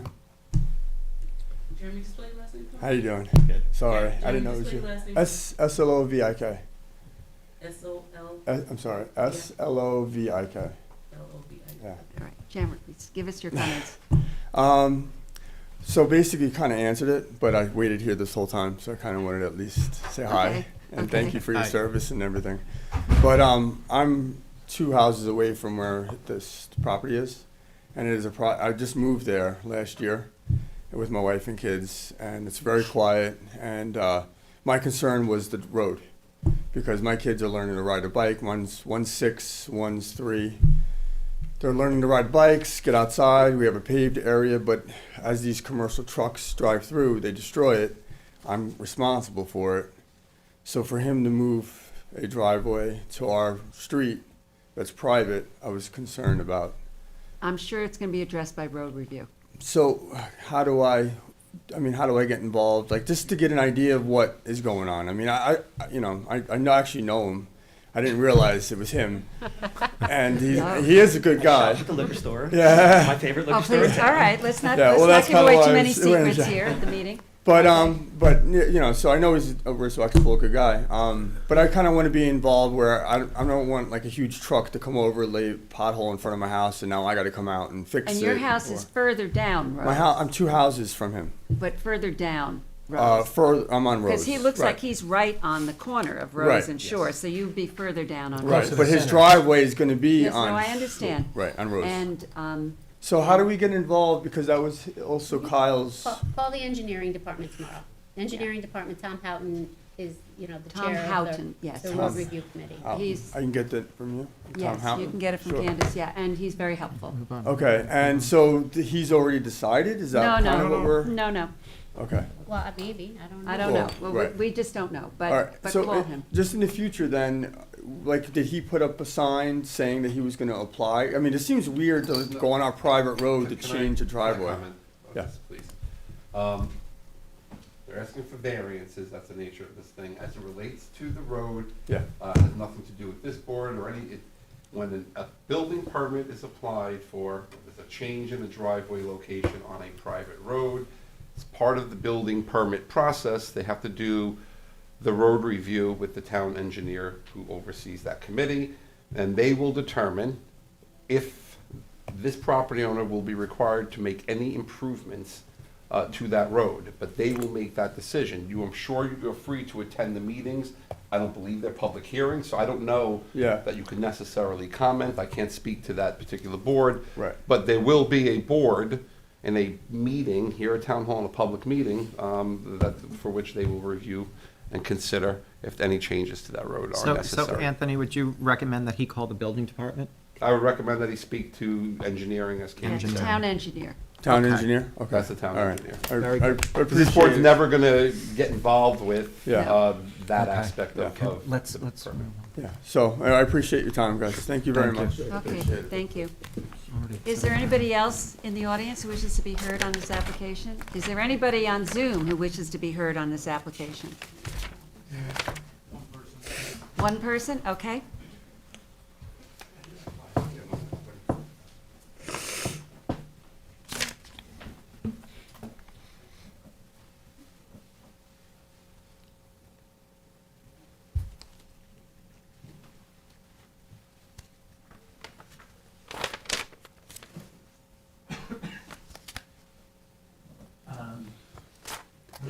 Hi, are you an attorney? I am not an attorney. Do you swear to tell the truth, the whole truth, and nothing but the truth? I do. Please state your name and address. Robert Spica, S-P-I-C-A. Address is 130 Shore Road. Okay, Mr. Speaker?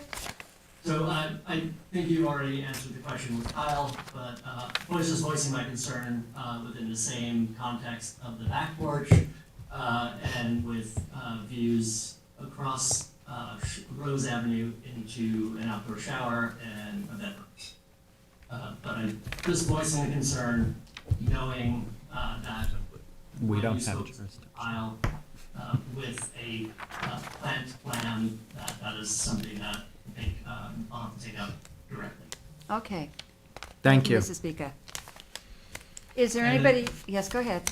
Can you also just sort of explain, like the driveway also kind of has a little bit of impact in, just it sort of like empties straight out into essentially my house, that's directly across from me. This is not. We don't have anything to do with that. Nothing to do with it. That's not with us. As we just discussed, you should call the town engineer's office and discuss that with them. Town engineers. Thank you. Thank you. Okay, thank you. Is there anybody else on Zoom in the audience? Okay, Robert, this is yours. Okay. Bob, can you just read the building department comments into the record for me? Oh, all right. Or I can read them. It's just that the building department noted that any fences in the right-of-way and corner clearance shall be removed, made to comply, so you can't have fences in the right-of-way. That's all. Okay. So we're gonna move to close? Did you get the Yeah. building department comments? Did you receive them? I did not, but that was not gonna be an issue. Okay. Move to close the meeting, hold it open for written submissions until March 8th with a decision on March 21st. Second. Mr. Mastonia. Aye. Mr. Leonard. Aye. Mr. Tuthill. Aye. Ms. Burgess. Chair votes aye. Okay, thank you very much. Mrs. Thank you Clark. very much. Sir. Okay.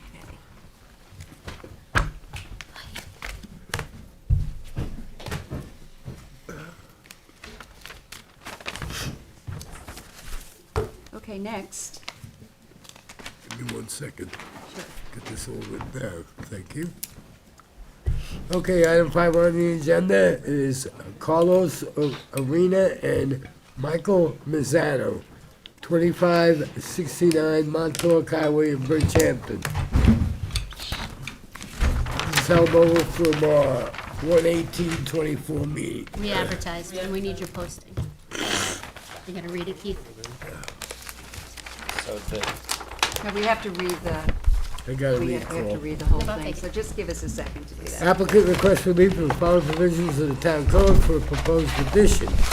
330-11, Residence District's Table of Dimensional Regulations for a required total side yard setback of 30.4 feet, where 45 is required. 2, 330-84, pyramid height for a total pyramid encroachment of 1,164.13 cubic feet. Existing 1160.7 cubic feet on the east side of the property, and proposed 3.43 cubic feet on the west side of the property. 2, 330-83C yards, and 330-76D, placement of accessory buildings, structures, and uses in all districts for a proposed patio to be located within the minimum required side yard, excuse me, and for a proposed shed to be located within the minimum total required side yard, and any other relief necessary. Board has jurisdiction. Are you all going to be speaking? Well, I'll start. My name is John Tarbett. But wait a and I- second, I are was gonna say- any of you Wait a moment. attorneys? Well, Who was you? yeah, I was gonna try to tell you. Okay, so you're gonna start, so just state your name and your address, Okay, please. great. My name is John Tarbett of Tarbett and Lester in East Hampton. Okay. Good to see you. So I was Okay. gonna start speaking, and I am here with the clients who are Carlos and Michael, and they may speak if you have questions for them. or Okay, well, issues do you for want to them. get sworn in now, so that you can Yeah, sure. comment? Yeah, okay. Do you swear to tell the truth, the whole truth, and nothing but the truth? Yes, I do. Please state your name and address Carlos. separately. Carlos Arena, 2569 Montauk Highway. Okay, Mike Mazzano, 2569 Montauk Highway, Bridgehampton. okay, thank you very much. Thank Okay. you. Okay, John, go ahead. All right, thank you. So, these are actually pretty small variances. One is 18 point, well, it's to locate a two-car garage with a bedroom and two offices above it. 18.8 feet from the property line, where 20 feet is required. And on that same corner, and if you, and the reason for these two variances are, if you look at it, the road itself kind of starts to curve in this section, and the original house was aligned to be straight at the road, so then it brings everything on a kitty corner on the property. So that corner that needs the little over 1 foot variance also needs 3.43 cubic foot variance, so a very tiny variance. There's a benefit to the applicant, which is that this is this is actually just to the east of downtown Bridgehampton, and the traffic's pretty noisy and loud there. The existing house is pretty close to that street. The backyard, however, is beautiful, and it goes back, there's a common access or reserve area to the west of this property, as you'll see on the survey. So the variances we're requesting are from that common, there's no immediate neighbor there. It's an open area. And that leads to a subdivision which is behind this house, and that subdivision has a giant, beautiful green space with a pond in it. So the backyard is nice used, the addition is gonna help with noise. And all of the neighbors around here, including the HOA, have supported the application. And they've all, nobody's objected. Nobody's objected that we're All right. aware of, and we actually have the support of the HOA as well as the adjacent neighbors. And there is no adjacent neighbor on the side that we're requesting the variance from, it's unless you consider the HOA land. Isn't Which there we do. like the museum or something there? But whatever. Right next to that is the Yes. Bridgehampton Historical Society. Right, the Historical Yeah. Society. It was So martyrs there's a originally. 45-foot space next to us, that's part of the homeowners association behind us. I see, And then after that's the Bridgehampton Historical Society. okay. Is that a road there, or is it just an? It's a walking path for It's the a people in the walking path. community to go To town. into town. Yeah. Okay, It's easier to go that way than having to loop around to oh, go to okay, Ocean. yeah, it's nice. It's Yeah. nice. But it's not accessed by cars? No. Okay. Okay, did you wanna add anything to? Yeah, it's just like, the house was built around 1900, it's historical, it's why we love it, we love being in the village. Just over the 10 years we've been there, the traffic, there's just more, like people traffic, construction, deliveries, so it just gets louder. We have our pool all the way in the back, just to stay as far away. And we'd like, so it's part of the reason why we're building on that side of the house. It also kind of just makes the most sense. And we want to keep the addition like very much in line with the original architecture of the house. Like that's super important to both of us. It's a charming house. Thanks. We're Yeah, really- it's really charming. Yeah. And I'm sure that the landmark people are thrilled that you're keeping a charming house. We're hoping. Yeah. Yeah. Everything inside, we haven't touched bathrooms, we want to keep it the same way. Yeah. It's a very We're special only the house. third owners Yeah. it was built in 1900. Really? That's So like, incredible. anything that we are gonna update, like all the same molding, even though like wide plank floors are better, we're gonna do the same narrower that have been there originally, like just everything, keeping it very much in line. Okay, so then you're asking for relief of 3.43 cubic feet on the west side and a little bit more on the east side, 1,000. Which is already, yeah, it's 100. grandfathered in, because it was built so long ago, it was only built like less than 15 feet from the east side property line. And because it's a parallelogram, the property, like it's not a perfect rectangle, it shifts. But wait a second, It's there. It's been there for 100 years. What, the pyramid, the pyramid encroachment has been there? That's right. Yeah. That's not new really. It's just the 3.4 cubic feet on the other side of the house. Right. It's confusing. That's why Okay, I got it, okay. We have a And- few comments from Marjorie Riley. Have you gotten a chance to take a look at them? We did. Okay, so the first one is sheet A101 of the plan shall be revised to identify the survey used to create the site plan. Can you take care of It's that? already done. Already done, perfect. Second, to clarify the record, the brick with arbor behind the existing detached one-story shed was built without the benefit of a building permit, but is included on the description of several updated certificates of occupancy. Yeah. Matter shall be addressed with the building department. Have you addressed it yet? I will do that, honestly. Okay. I don't know why I haven't. I'm like fairly type A. I've done everything that I'm supposed to, and I have not done that, but I Anybody will. who says they're fairly type A is probably type A. Yeah, exactly. It's like I'm a little pregnant. But I will. Okay, Okay. very good. Are you, do you know if you're in the new district? I don't know. I just asked Candace to check it, our GIS isn't working. Yeah, I mean, you might wanna just. I'm gonna just go check. We have to You are, you verify that. Katie, is there something like the blue flag that says that? I'm just Yes, asking. it would be flagged. Oh, okay. Yeah, it's not, it's usually I just work for my Just work. check. I think you would've got a bunch of notices if they were gonna put you. Yeah, I mean, I've been like going to town like very Oh, all frequently. right, Pam Thank you, Harwood Pam. has just said that you're not in the historic district, okay. So But that it is gonna go to landmarks because the building is over 75, so it does go to landmarks. Right. Oh, okay, interesting, interesting, Oh, okay, there you good, go. good. So, you, Pam. it still has to go to the committee? No, not for our purposes. yeah. The building permit will be Yeah. required. Right, okay, okay. Is there anyone in the audience who wishes to be heard on this application? 2569 Montauk Highway? Come on up. Of course I do, appreciate it. All right, wait, I have to swear you in, Pamela. Pamela Harwood, 371 Woodland Drive, Bridgehampton.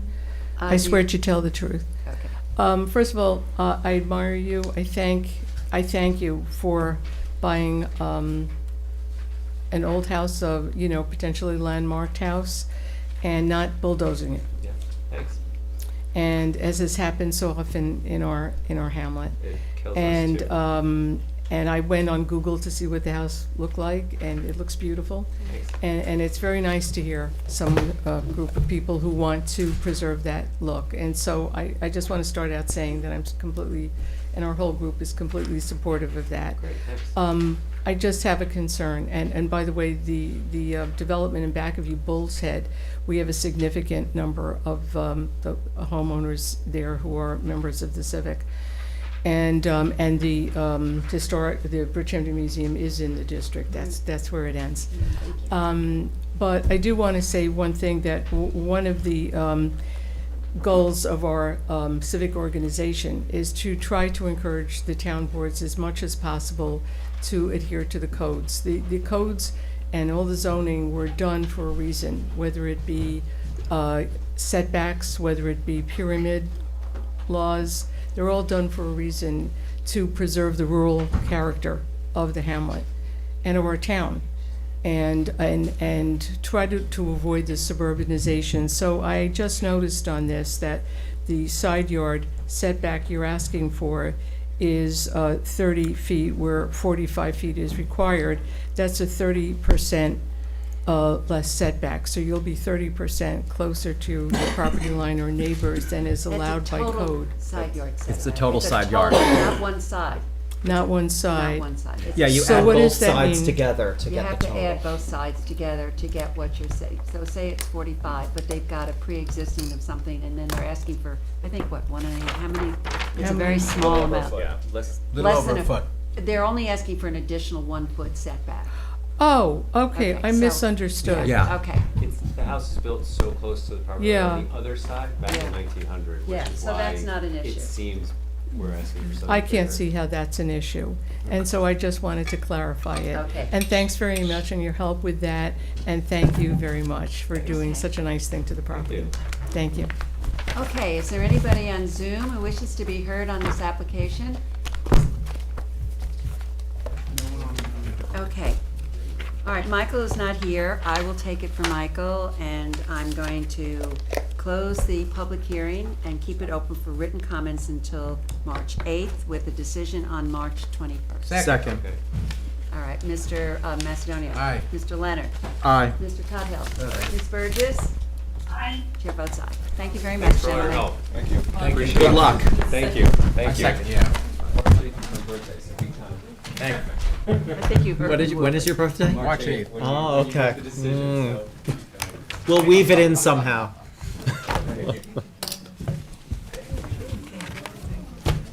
Hello. Seems like yesterday. Wait, we're not doing Butter Lane. We're not doing we already- Noyak. Dream. We on to Oh my God, we're Dreamview. already at Dreamview. Uh-oh. Look at that. Okay, so the next item is Yeah, I know. Dreamview LLC, 282 Roses Grove Road, Mortimer, Suffolk County Tax Map 900-46-2-45.7. They put me down here to help them out. This is a hold'em. Okay, I don't need to swear either of you in because, well, you're an attorney, but I don't need to swear you in. But just state your name, please, and your addresses again. Kieran Pate Murphy of Council Burke and Sullivan, 41 Meeting House Lane, Southampton, New York, 11968. Robert Miller, 7 Norton Drive, Smithtown, New York, 11787. Okay. So last we were here, we had a couple of things you were going to clarify so that we Yes. would get exactly the information on what variances you were requesting, which have been confirmed by Marjorie Riley. Yes, I have copies if you don't. I think Does we do. everybody have a copy of? I do, but I could be, I If just you would- pulled it out of my, This is. Well, you should hand it Oh, to him. to Katie. It's already stamped. Yep, we It's already already have Oh, it's it. already We already stamped? have it. Oh, okay. Thank you. The last time we were here, we were, the addition was being reduced. It was originally second story. I have Robert Miller here to discuss the changes, but we also wanted Marge to look at it to Right. clarify right. whether the variances were correct for that. And she did look at it, and the number one in this memo talks about the relief. Again, we had talked about the height, the 38.1, where maximum was 32 was allowed, and that was based on the previous house. Right. And then talking about the minimum side yard setback of 46, which if you look at the survey, it shows those 2 points, and that we needed a minimum of 50 feet. So the total required side yard of 98.7 feet, where 125 feet is required. And that's correct. We Yeah. checked that. Marge is correct. I assume she's correct, but we just double checked with the plans. And that was a change from your original, right? Yes, originally it was much. 87. Yes, and Okay. also it was 2 stories, so we Right. reduced that. There's only a little bit area of the second story, and it's really just a bedroom Okay. and stairs. And then the other situation now, I was on from the last hearing, that we were supposed to submit a building permit. There's an existing tennis court that has a CO that goes back when the previous house was there. But, we're gonna submit a building permit. And then the next one was the. An application for a building. Yes, and Okay. I didn't get a chance to put it in, but that's what we're doing. And then, for the in-ground swimming pool, it's 50 feet, and it was changed in design, so it should have a building permit. Right. But the automatic cover is 1.5 feet. So that's where we have this 48.5 feet, which Right. I just wanted to clarify that we don't need a variance for that. Oh, we don't. Well, she's saying, Well, she's saying No, that she's we saying you do. do. You need a We do. variance So of- now I would ask for that 1.5 feet. Okay. A foot and a half. Yes, Um, and you can see it on this and what about the survey. slab? Is that the patio? Yes, and that is, on. So are you applying for a permit for the slab as well? Yes, we'll do it. Okay. It's, because she just wants a, Yeah, those are all my notes that I have on the yeah, survey. minimum Permit, solar. permit. Yeah, so Three that's, of that's them. what we're doing, so I'm gonna Okay. go in, I just had to get, Good. you know, we had to get some information about the cover, and, Okay. and I'm gonna probably put it in the next day or so. Okay. Okay, So great. that's great, so, anyhow, we've talked to the neighbor's attorney, who's here, and we've worked out, you know, agreements, we're gonna plant trees, Mhm. and we have an agreement about that, and,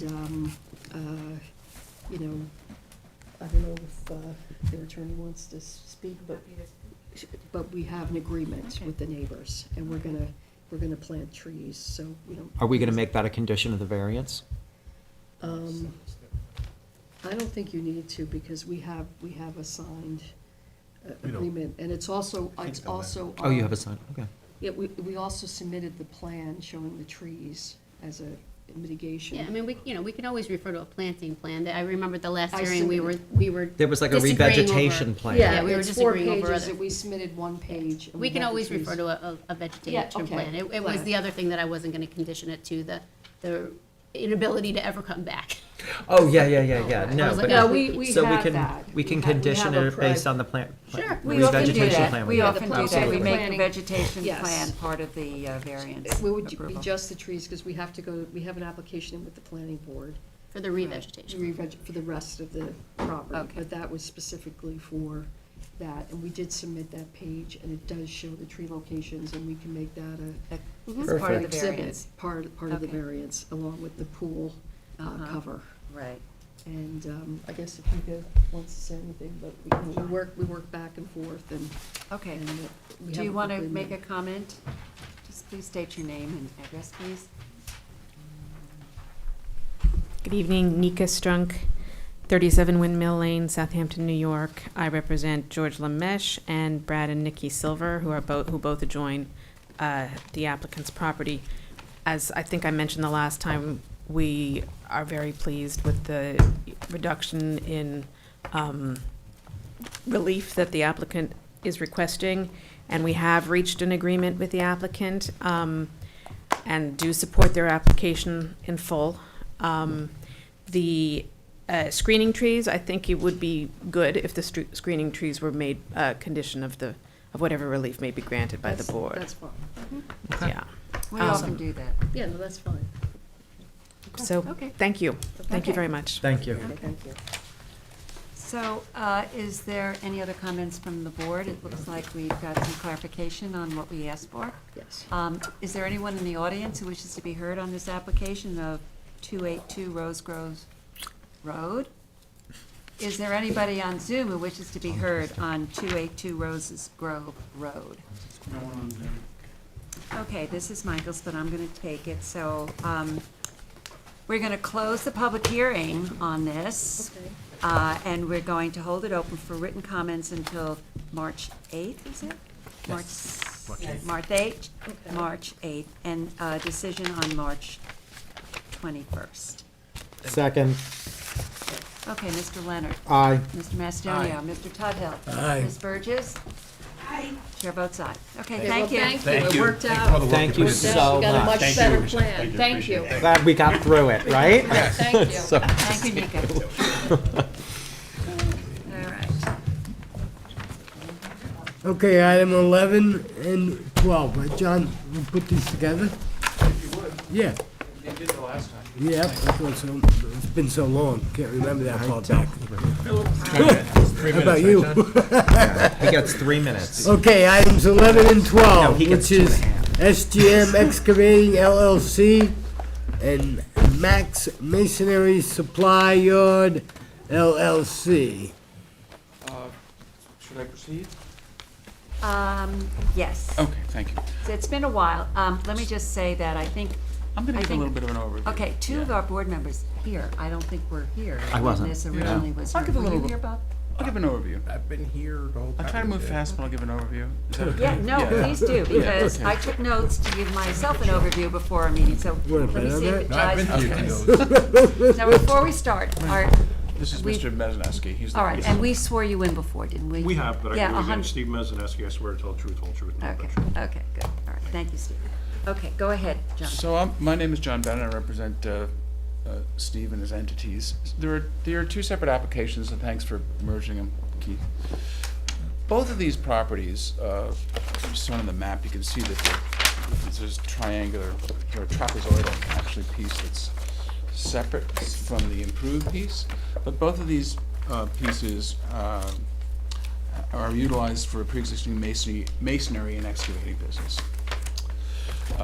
And the proof goes way back. As a matter of fact, we had Jim Darby, amongst others, submit affidavits, which the building inspector accepted,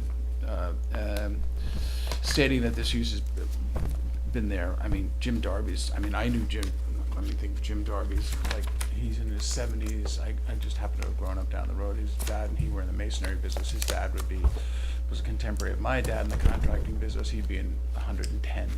So the whole thing went back very, very far.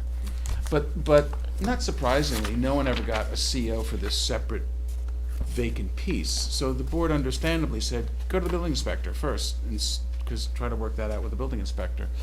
And the building inspector, we submitted all the proof, aerial photographs, affidavits, and so the building department did issue a pre-existing CO just recently.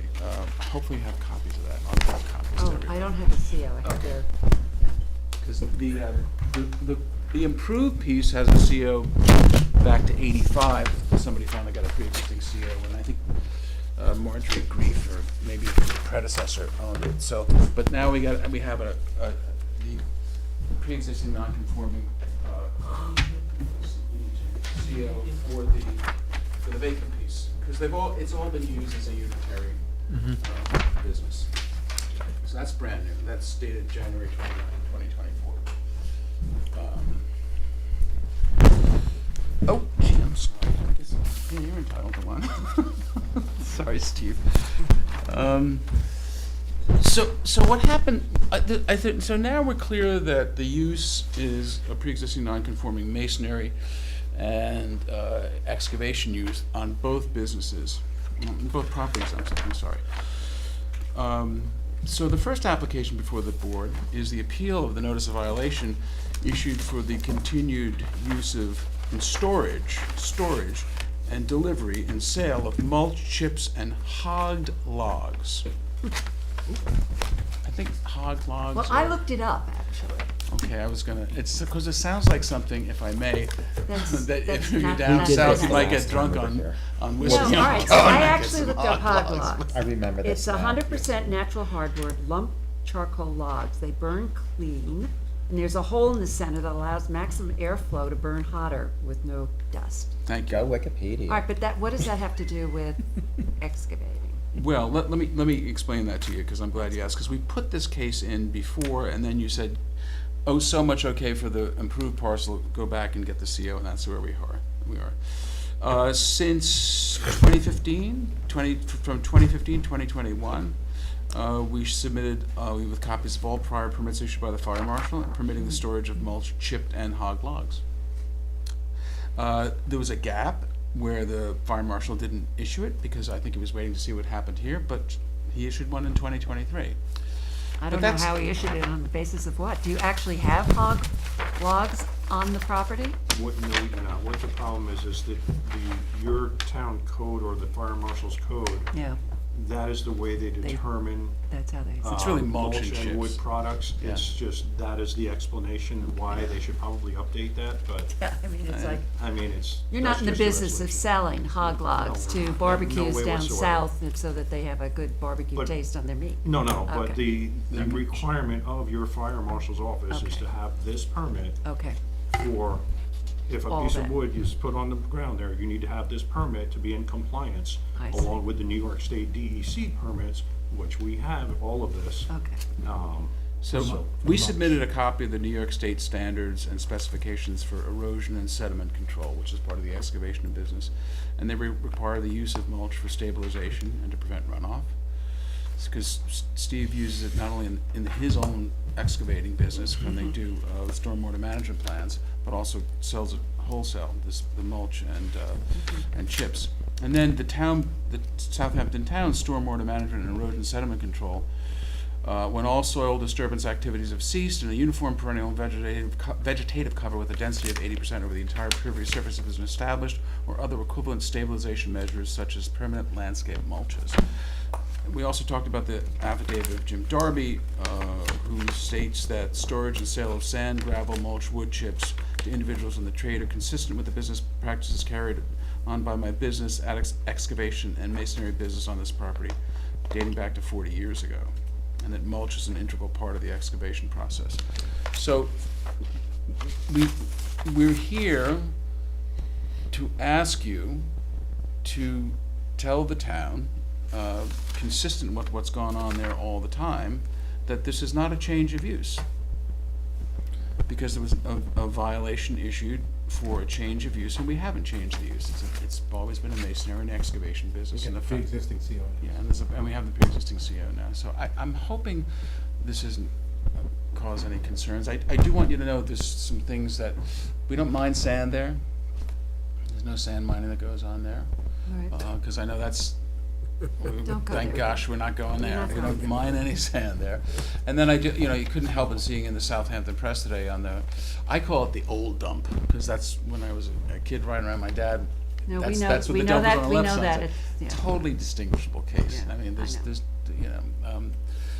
and I'm glad you agree with that. So I don't want to be presumptuous, but should I move on to the next part of it, was a little variance for the trailer? Because I think we've demonstrated that mulch and chips are part of this excavation business, and therefore I would. Does the board have any questions on that? Okay. I mean, I went So- through it quickly. but Okay, I I think we're all there. Okay. But we will, of course, ask if there's anyone in the audience Of or on course. Zoom after you've done with your Okay. presentation, so. And then the other thing is, on the improved parcel, which has the pre-existing CO, there are two small buildings here, one of which, I guess let me get my bearings, the southerly one we'd like to keep. It's a trailer. It's a 400 square foot trailer. It's 22.9 feet from the road. There's a one-story building on the property that has the CO for it. That's about 6 feet. What, I think Billy wrote it It's down. 6 feet from the property 6 feet from the property line. We could add on the 400 square feet here, but at a not preferable setback. We'd prefer to keep this trailer, just this southerly one. It's about 400 square feet. It's for storage of items. It's some Is it office stuff movable or is it inside. on a foundation? It's movable. It's movable. Yeah. And it's been there for over 40 years. Yeah, that was my next question. Yes. When did it? Prior to me. And it also serves as the trucks pull in, that's Yes, where it's our everybody office. goes right there, it's an Yes. office. Otherwise, people would be standing in the yard with a clipboard in the wintertime. Right, So it's right it's a by necessity where to the everybody business. comes It's a retail yard also, or just for your own? Well, it's for It's just for this- commercial excavation and mason contractors. But we sell to the trade. That's what I was like, yeah, Yes, sell yes. retail. And is the driveway still asphalt? Yes, it is. To protect, and that's swept daily to keep any materials from going out into the street. If you look there, it's a pretty organized shop down there, and it's well screened. It's pretty small. Yeah, what is it screened with? I mean, we could put some more screening up there, but Yes, it's you pretty can. well It's- screened. There's green giants, the natural vegetation, the vines, we've screened it. You can't, in the summertime, Can you don't see even the know it's there. street from the? No, and we have trailer? cedar opaque gates that are closed at nighttime, so you cannot see in when you drive by. And that is the only place you can see in during the daytime is that 20-foot wide driveway. Okay. So it is heavily screened. It's not visible. And there is a berm, pre-existing berm that was put there about 35, 40 years ago. I've been to the site, I that, know. blocks the road, Yeah, I've so- been there. But I do have a question about these gravel storage areas, which I'm sure gonna be raising. Are they just to the guess, what is it, the right of the driveway. I thought that there was some also to the other side.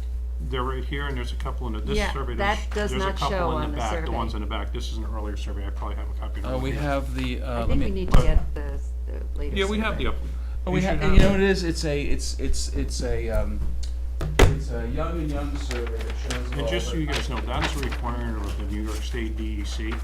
You have to have, and they're temporary blocks that you have to have Separate. each Yeah, I one understand. separately marked. But I was and just labeled. saying that I remember there being ones over on There this is, there's side three as well. behind there. So why don't we have the surveyor go out there and locate those? No, I Yeah. have, I have a survey with it on. Oh, Give me you're one step minute, ahead of I'll me. find All right, but we need copies for our record.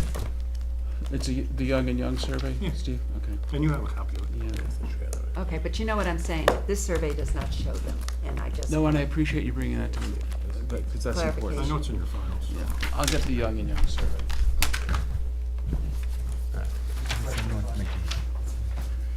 Sorry about that.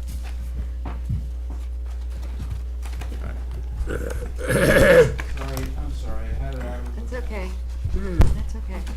If you need to, you can always submit them.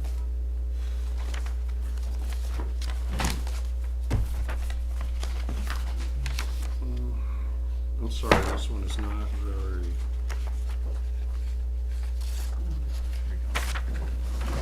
If I wasn't looking for it, it would be. All right, I see something here, I don't know if this is. There it is.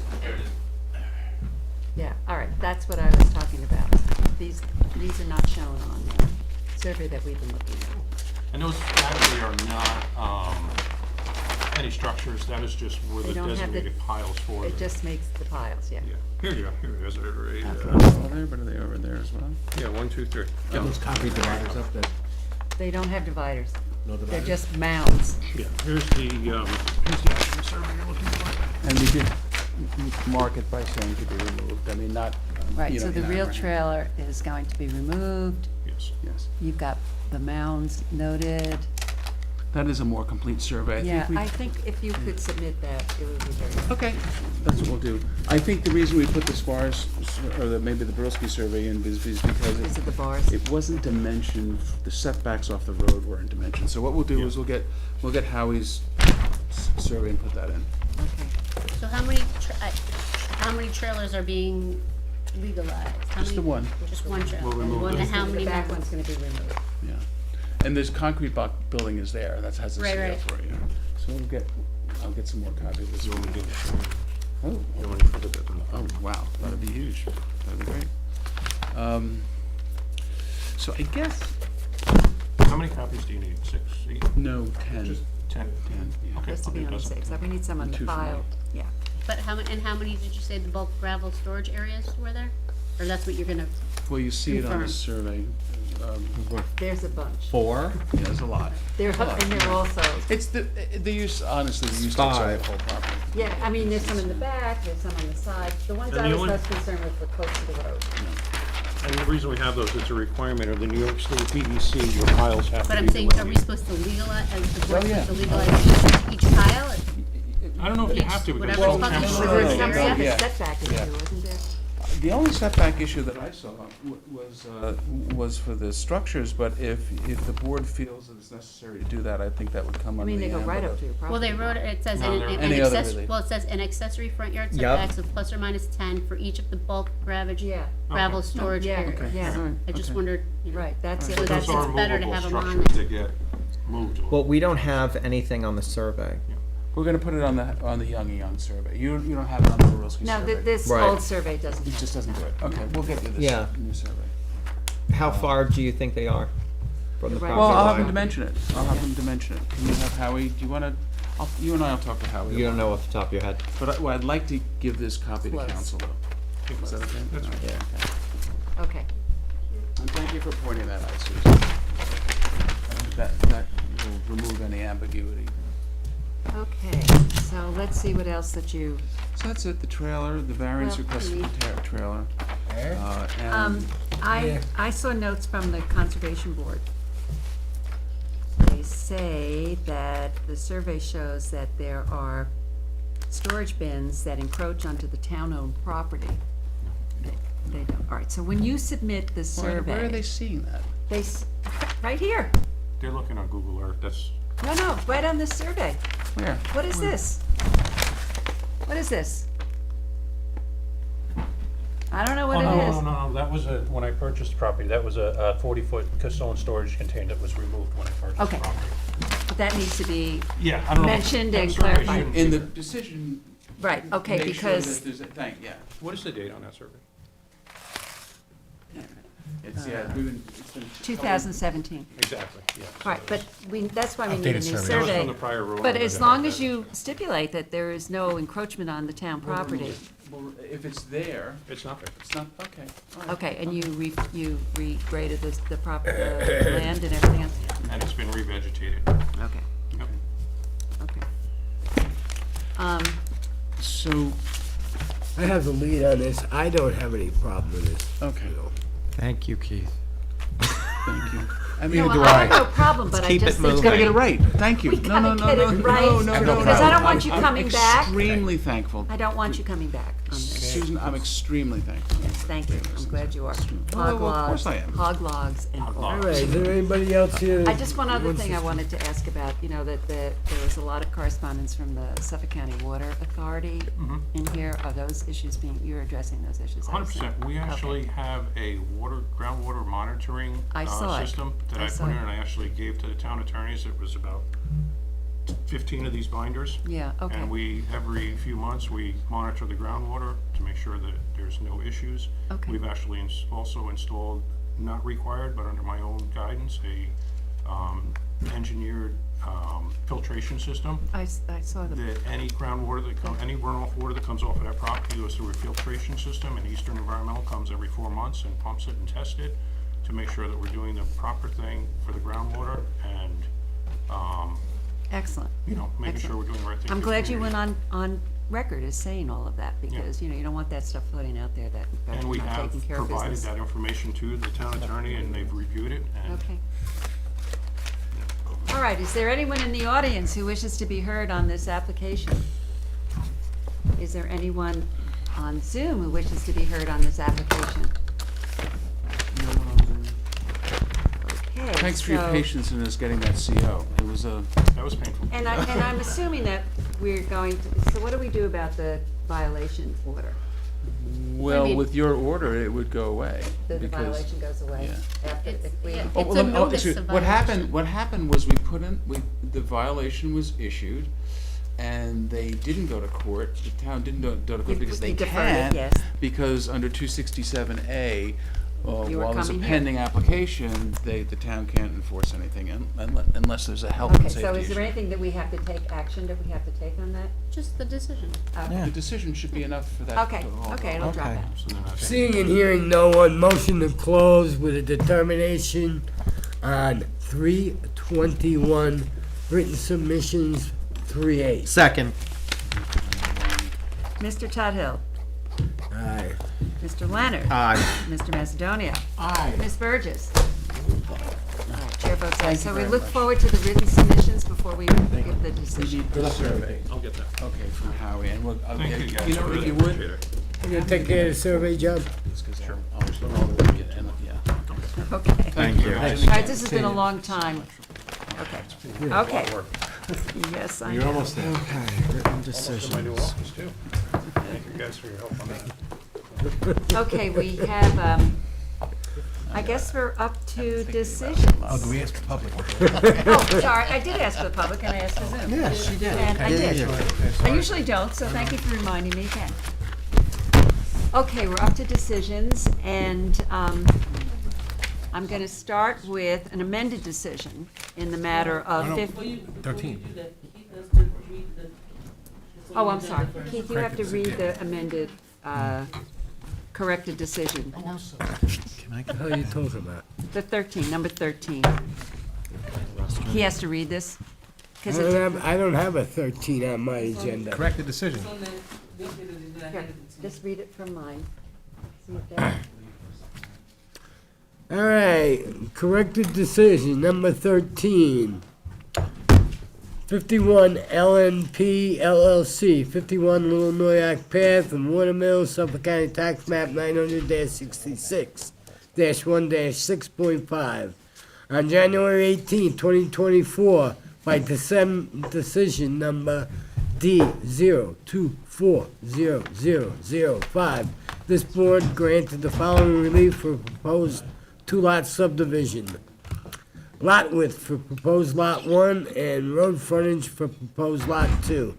This decision is being amended to correct the Scrivener's errors, to wit, refer to the correct variances in the last paragraph of the decision. Okay. I have a decision in this matter. On January 18, 2024, this board, by decision number D024005, granted variances for a proposed two-lot subdivision. While this decision identified the variances requested in the first paragraph of findings and determinations, it did not refer to the correct variances in the last paragraph, which granted the relief. Therefore, the last paragraph of decision D024005 is hereby amended as follows. Therefore, this board grants relief from Town Code Section 330-6 General Regulations as it relates to Town Code Section 330-11 Resident Districts Table of Dimensional Regulations for a proposed two-lot subdivision. For proposed Lot 1, an area of 48,412 square feet, where 80,000 square feet is required. For proposed Lot 2, a lot area of 48,947 square feet, where 80,000 square feet is required. These variances are granted for lot area only, as shown on the preliminary development map prepared by Robert Smith, L.S. of Squires, Holden, Weissenbacher, and Smith, last revised January 3rd, 2024. Grant of the foregoing relief is subject to such other conditions and permits as applicant has already acquired or may otherwise have to acquire for final approval of the subject premises. All other provisions and conditions of decision number D024005 remain in full force and effect. Second. Mr. Leonard. Aye. Mr. Macedonia. Aye. Mr. Tudhill. Aye. Ms. Burgess. Aye. Chair votes aye. Susan, can you skip to 2266? That's what Brian's waiting on. Thank you so much.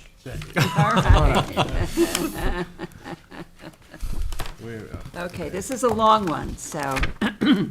Sit down. Just as long as you show me the picture, and if it matches what I've got, then we're good. There's no picture. What'd you say? There's no Oh. picture. No, Yeah. just the plant, the revised planting plan, that's what I Yep. mean. Yeah, okay. Let me read it and then listen carefully. 2266 Montauk LLC, Suffolk County Tax Map 900-69-2-17.7. This application is for property located at 2252 Montauk Highway, Bridgehampton. Applicant seeks variances to redevelop the premises to construct two one-story buildings and a two-story dwelling. This application was an unlisted action pursuant to SECRA, and this board conducted a coordinated review. After revising the parking layout and increasing the transition yard, the planning board, as lead agency, adopted a negative declaration. As modified, this application passes the standards set forth in New York State Town Law and Town Code. Therefore, this board grants relief from the following provisions of the Town Code for two proposed one-story buildings connected by a pergola. 1, for a proposed building, A, Town Code Section 330-34, Business District, Table of Dimensional Regulations, small I, for a principal front yard setback of 26 feet from the westerly property line, Butter Lane, where 30 feet is required, and a principal front yard setback of 27 feet from the southerly property line, Montauk Highway, where 30 feet is required.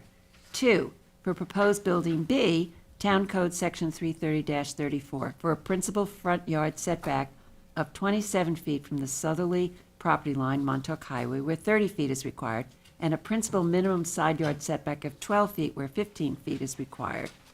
3, for a proposed two-story dwelling, Town Code Section 330-34, for a principal front yard setback of 26 feet from the westerly property line, Butter Lane, where 30 feet is required. 4, Town Code Section 330-34, for a proposed total lot coverage of 20.67%, where a maximum of 20% is permitted. And 5, Town Code Section 330-83G1A, yards, to allow the parking area to be located within the transitional rear yard at a setback of 31.6 feet, where a minimum of 50 feet is required. These variances are granted as shown on the site plan prepared by architect Sean Leonard, last dated January 16, 2024. The office plans for buildings A and B prepared by architect Sean Leonard, last dated June 1st, 2023, and the residence floor plans prepared by architect Sean Leonard, last dated June 16, 2023. The granting of these variances is conditioned upon the installation of planting screening as shown on the landscape plan prepared by landscape designer Derek C., last revised January 18, 2024, as well as any additional screening imposed by the planning board and the continued maintenance of said screening by applicant and all subsequent owners of the premises. Grant of the foregoing relief is subject to such other conditions and permits as applicant has already acquired and may otherwise have to acquire for final approval of subject premises. Second.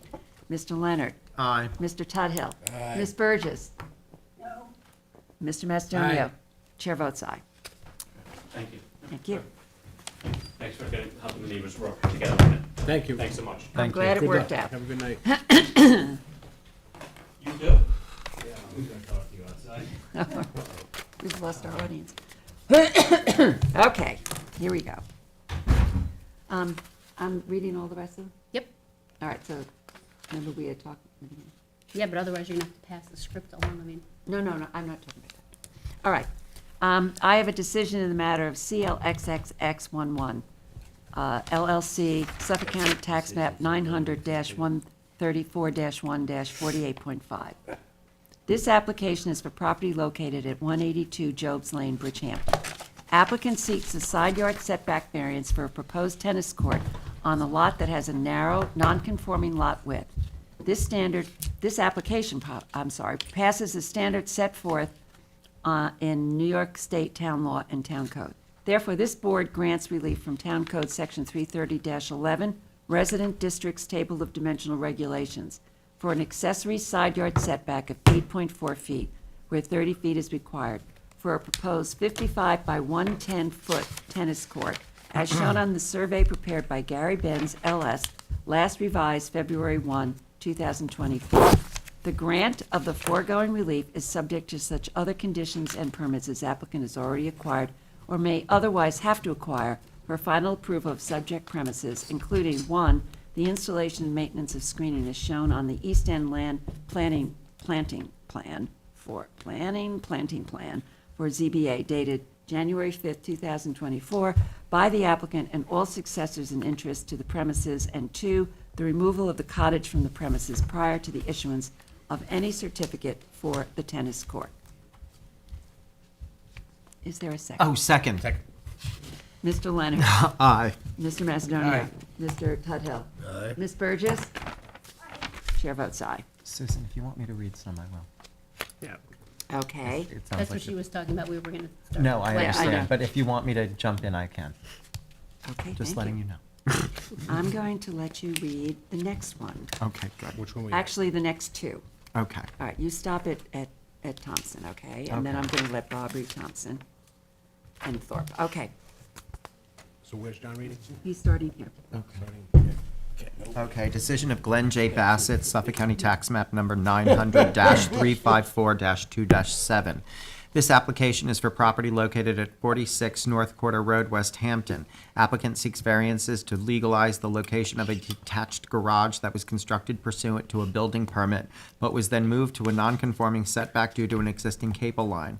While this board does not condone construction done without permits, under these circumstances, the application passes the standards set forth in New York State Town Law and the Town Code. Therefore, this board grants relief from the following provisions of the Town Code to legalize a detached garage located within the required front yard of the principal building. 1, Section 330-11, Residence Districts Table of Dimensional Regulations, for an accessory distance from street front yard setback of 62.9 feet where 70 feet is required. And 2, Section 330-76D, Placement of Accessory Building Structures and Uses in All Districts, and Section 330-83C, Yards, as shown on the survey prepared by Vincent Teutonico, LS, dated December 16, 2022, and the floor plans and elevations prepared by Sodano Architecture, PLLC, last dated April 21, 2021. The grant of the foregoing relief is subject to such other conditions and permits as applicant has already acquired or may otherwise have to acquire for final approval of the subject premises. Second. Oh, I take the votes too? You take the votes. Okay. Mr. Macedonia. Aye.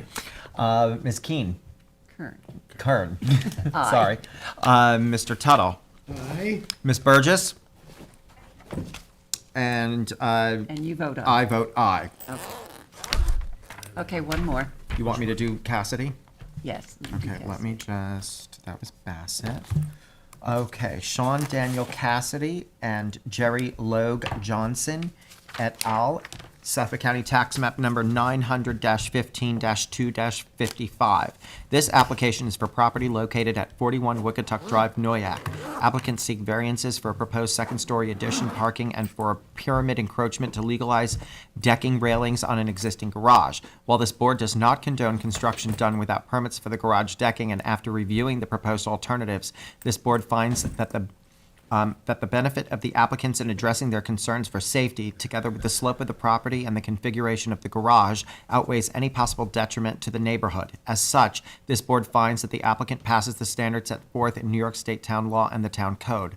Therefore, this board grants relief from the following provisions of the Town Code. 1. For a proposed second-story addition to an existing dwelling on a non-conforming lot, Town Code Section 330-84D, pyramid height, for a total pyramid encroachment in the amount of 1,828 cubic feet, 1,677 cubic feet proposed, plus 105 cubic feet existing on the east side and 46 cubic feet on west side. 2. For a deck over an existing detached garage, Town Code Section 330-84D, for a total pyramid encroachment in the amount of 1,530 cubic feet, existing encroachment of 650 cubic feet, and Town Code Section 330-83A4 yards to allow a deck higher than 1 foot above ground level to be located in the required front yard. And 3.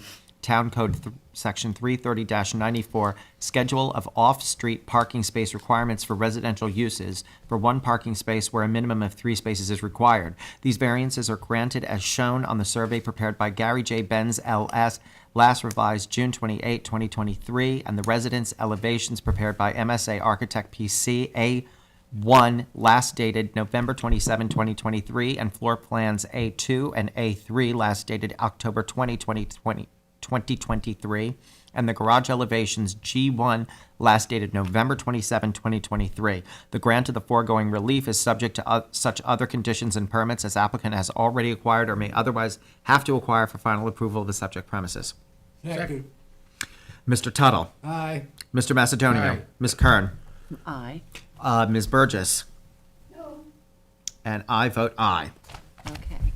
All right, you're going to do Thompson and, okay? Okay, this decision is for Eric and Cornelia Thompson, Suffolk County Tax Map Number 900-232-3-21. This application is for property located at 13 Aqua Drive, Shinnecock Hills. Applicant seeks a variance for a pyramid encroachment for a proposed new dwelling on a lot with sloping topography. This application passes the standards set forth in New York State Town Law and Town Code. Therefore, this board grants relief from the Town Code Section 330-84D, pyramid height for pyramid encroachment in the amount of 1,470 feet, cubic feet, 735 cubic feet on the east side, 735 cubic feet on the west side, for a proposed one-family, two-story dwelling as shown on the survey prepared by John F. Baralinsky, dated November 13, 2023, and the plans and elevations prepared by Margaret Sabaninsky, architect, dated November 22nd, 2023. The grant of the foregoing relief is subject to and other conditions and permits as applicant has already acquired or may otherwise have to acquire final approval of the subject premises, including compliance with the Cultural Resources Protection Overlay regulations prior to the issuance of a building permit. Second.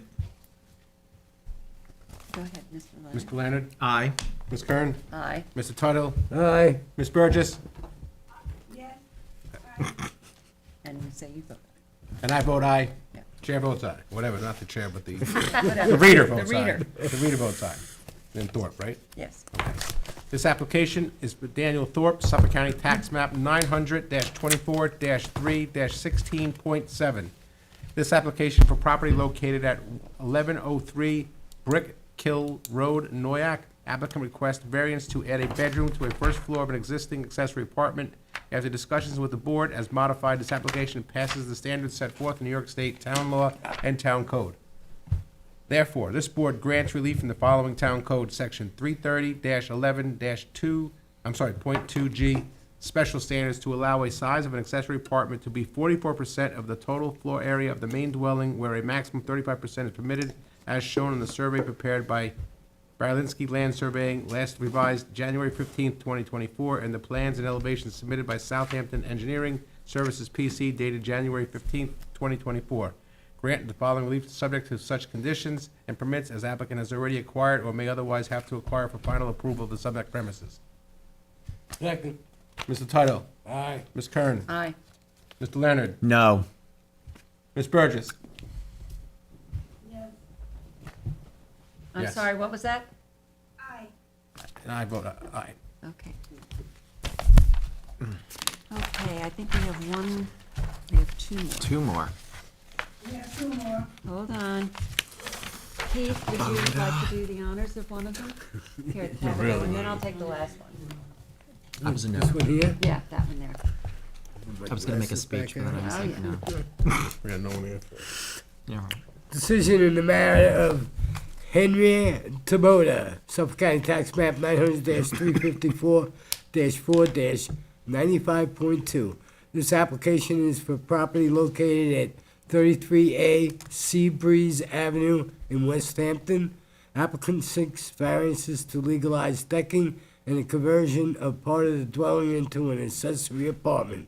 While this board does not condone construction done without the benefit of a permit, it does find this application passes the standards set forth in New York State town law and the town code. Therefore, this board grants relief for the following provisions of the town code: to legalize the existing deck constructed on the south side of the dwelling without the benefit of a building permit on a non-conforming lot. Town Code 330-11, Residence District Table of Dimensional Regulations, for an accessory side yard setback of 5 feet 4 inches, where 10 feet is required. And 2, Town Code 330-76D, placement of accessory building structures and uses in all districts. And Town Code 330-83C, yards, to allow the deck to remain within the required minimum and total side yard for the principal building. And 2, to legalize an accessory apartment constructed within the dwelling without the benefit of a building permit. Town Code 330-11-2F, special standards for the following: a total lot area of 20,005.65 square feet, where a minimum of 32,000 square feet is required, for a lot width of 98.24 feet, where a minimum of 105 feet is required, 70% of the required 150 feet. And 3, for the existing deck, an accessory side yard setback of 5 feet 4 inches, where 14 feet is required, 70% of the required 20 feet. As shown on the survey prepared by Island-wide Land Surveyors, last updated January 12, 2024, and the plans and elevations prepared by Zachary T. Clanahan, architect, issued July 15, 2022. The grant of the foregoing relief is conditioned upon such other conditions and permits as applicant has already acquired and may otherwise have to acquire for final approval of the subject premises, including the removal or relocation to a conforming location of the existing shed prior to the issuance of any certificates of compliance or occupancy. Second. Mr. Leonard? Aye. Mr. Macedonia? Aye. Ms. Burgess? Aye. And chair votes aye. Okay. Excuse me, before you read daily, can you just do a vote to, reopen for written subs? I didn't do that in the beginning. Oh, Daley, okay. We need to have we need to reopen the application of Virginia and James Daly. Do we need to take a vote on it? Yes. Second. Oh.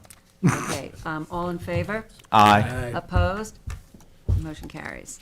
You gotta close for a decision. And now can I have a motion to? Close for decision, second. Second. All in favor? Aye. Motion carries. Okay, how's that? Virginia Daly and James Daly, Suffolk County Tax Map 900-189-1-31. This application is for property located at 8 Pine Tree Place, Hampton Bays. Applicants seek variances in connection with the construction of a one-story house on a non-conforming lot. After several revisions to reduce the proposed pyramid encroachment, applicants changed their plans from constructing a two-story house to a one-story house, drastically reducing the proposed encroachment and eliminating the need for setback variances.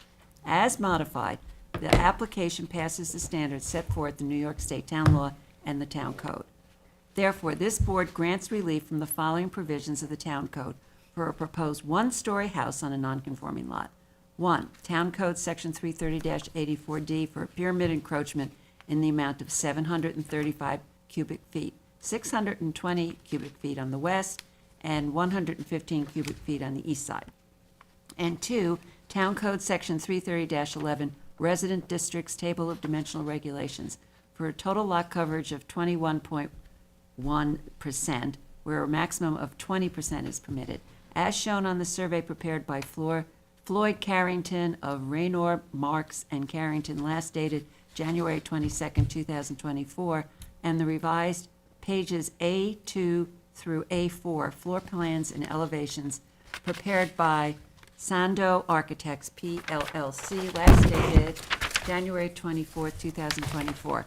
The grant of the foregoing relief is subject to such other conditions and permits as applicant has already acquired or may otherwise have to acquire for final approval on the subject premises. Second. Mr. Leonard. Aye. Mr. Macedonia. Aye. Mr. Tudhill. Aye. Ms. Burgess. Chair votes aye.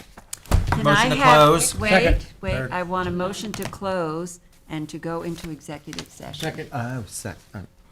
Okay, Motion to close and go into executive session. okay. Mr. Leonard. Aye. Mr. Macedonia. Aye. Ms. Burgess. Aye. Mr. Tudhill. Aye. Chair votes aye. Executive session. We're gonna go into the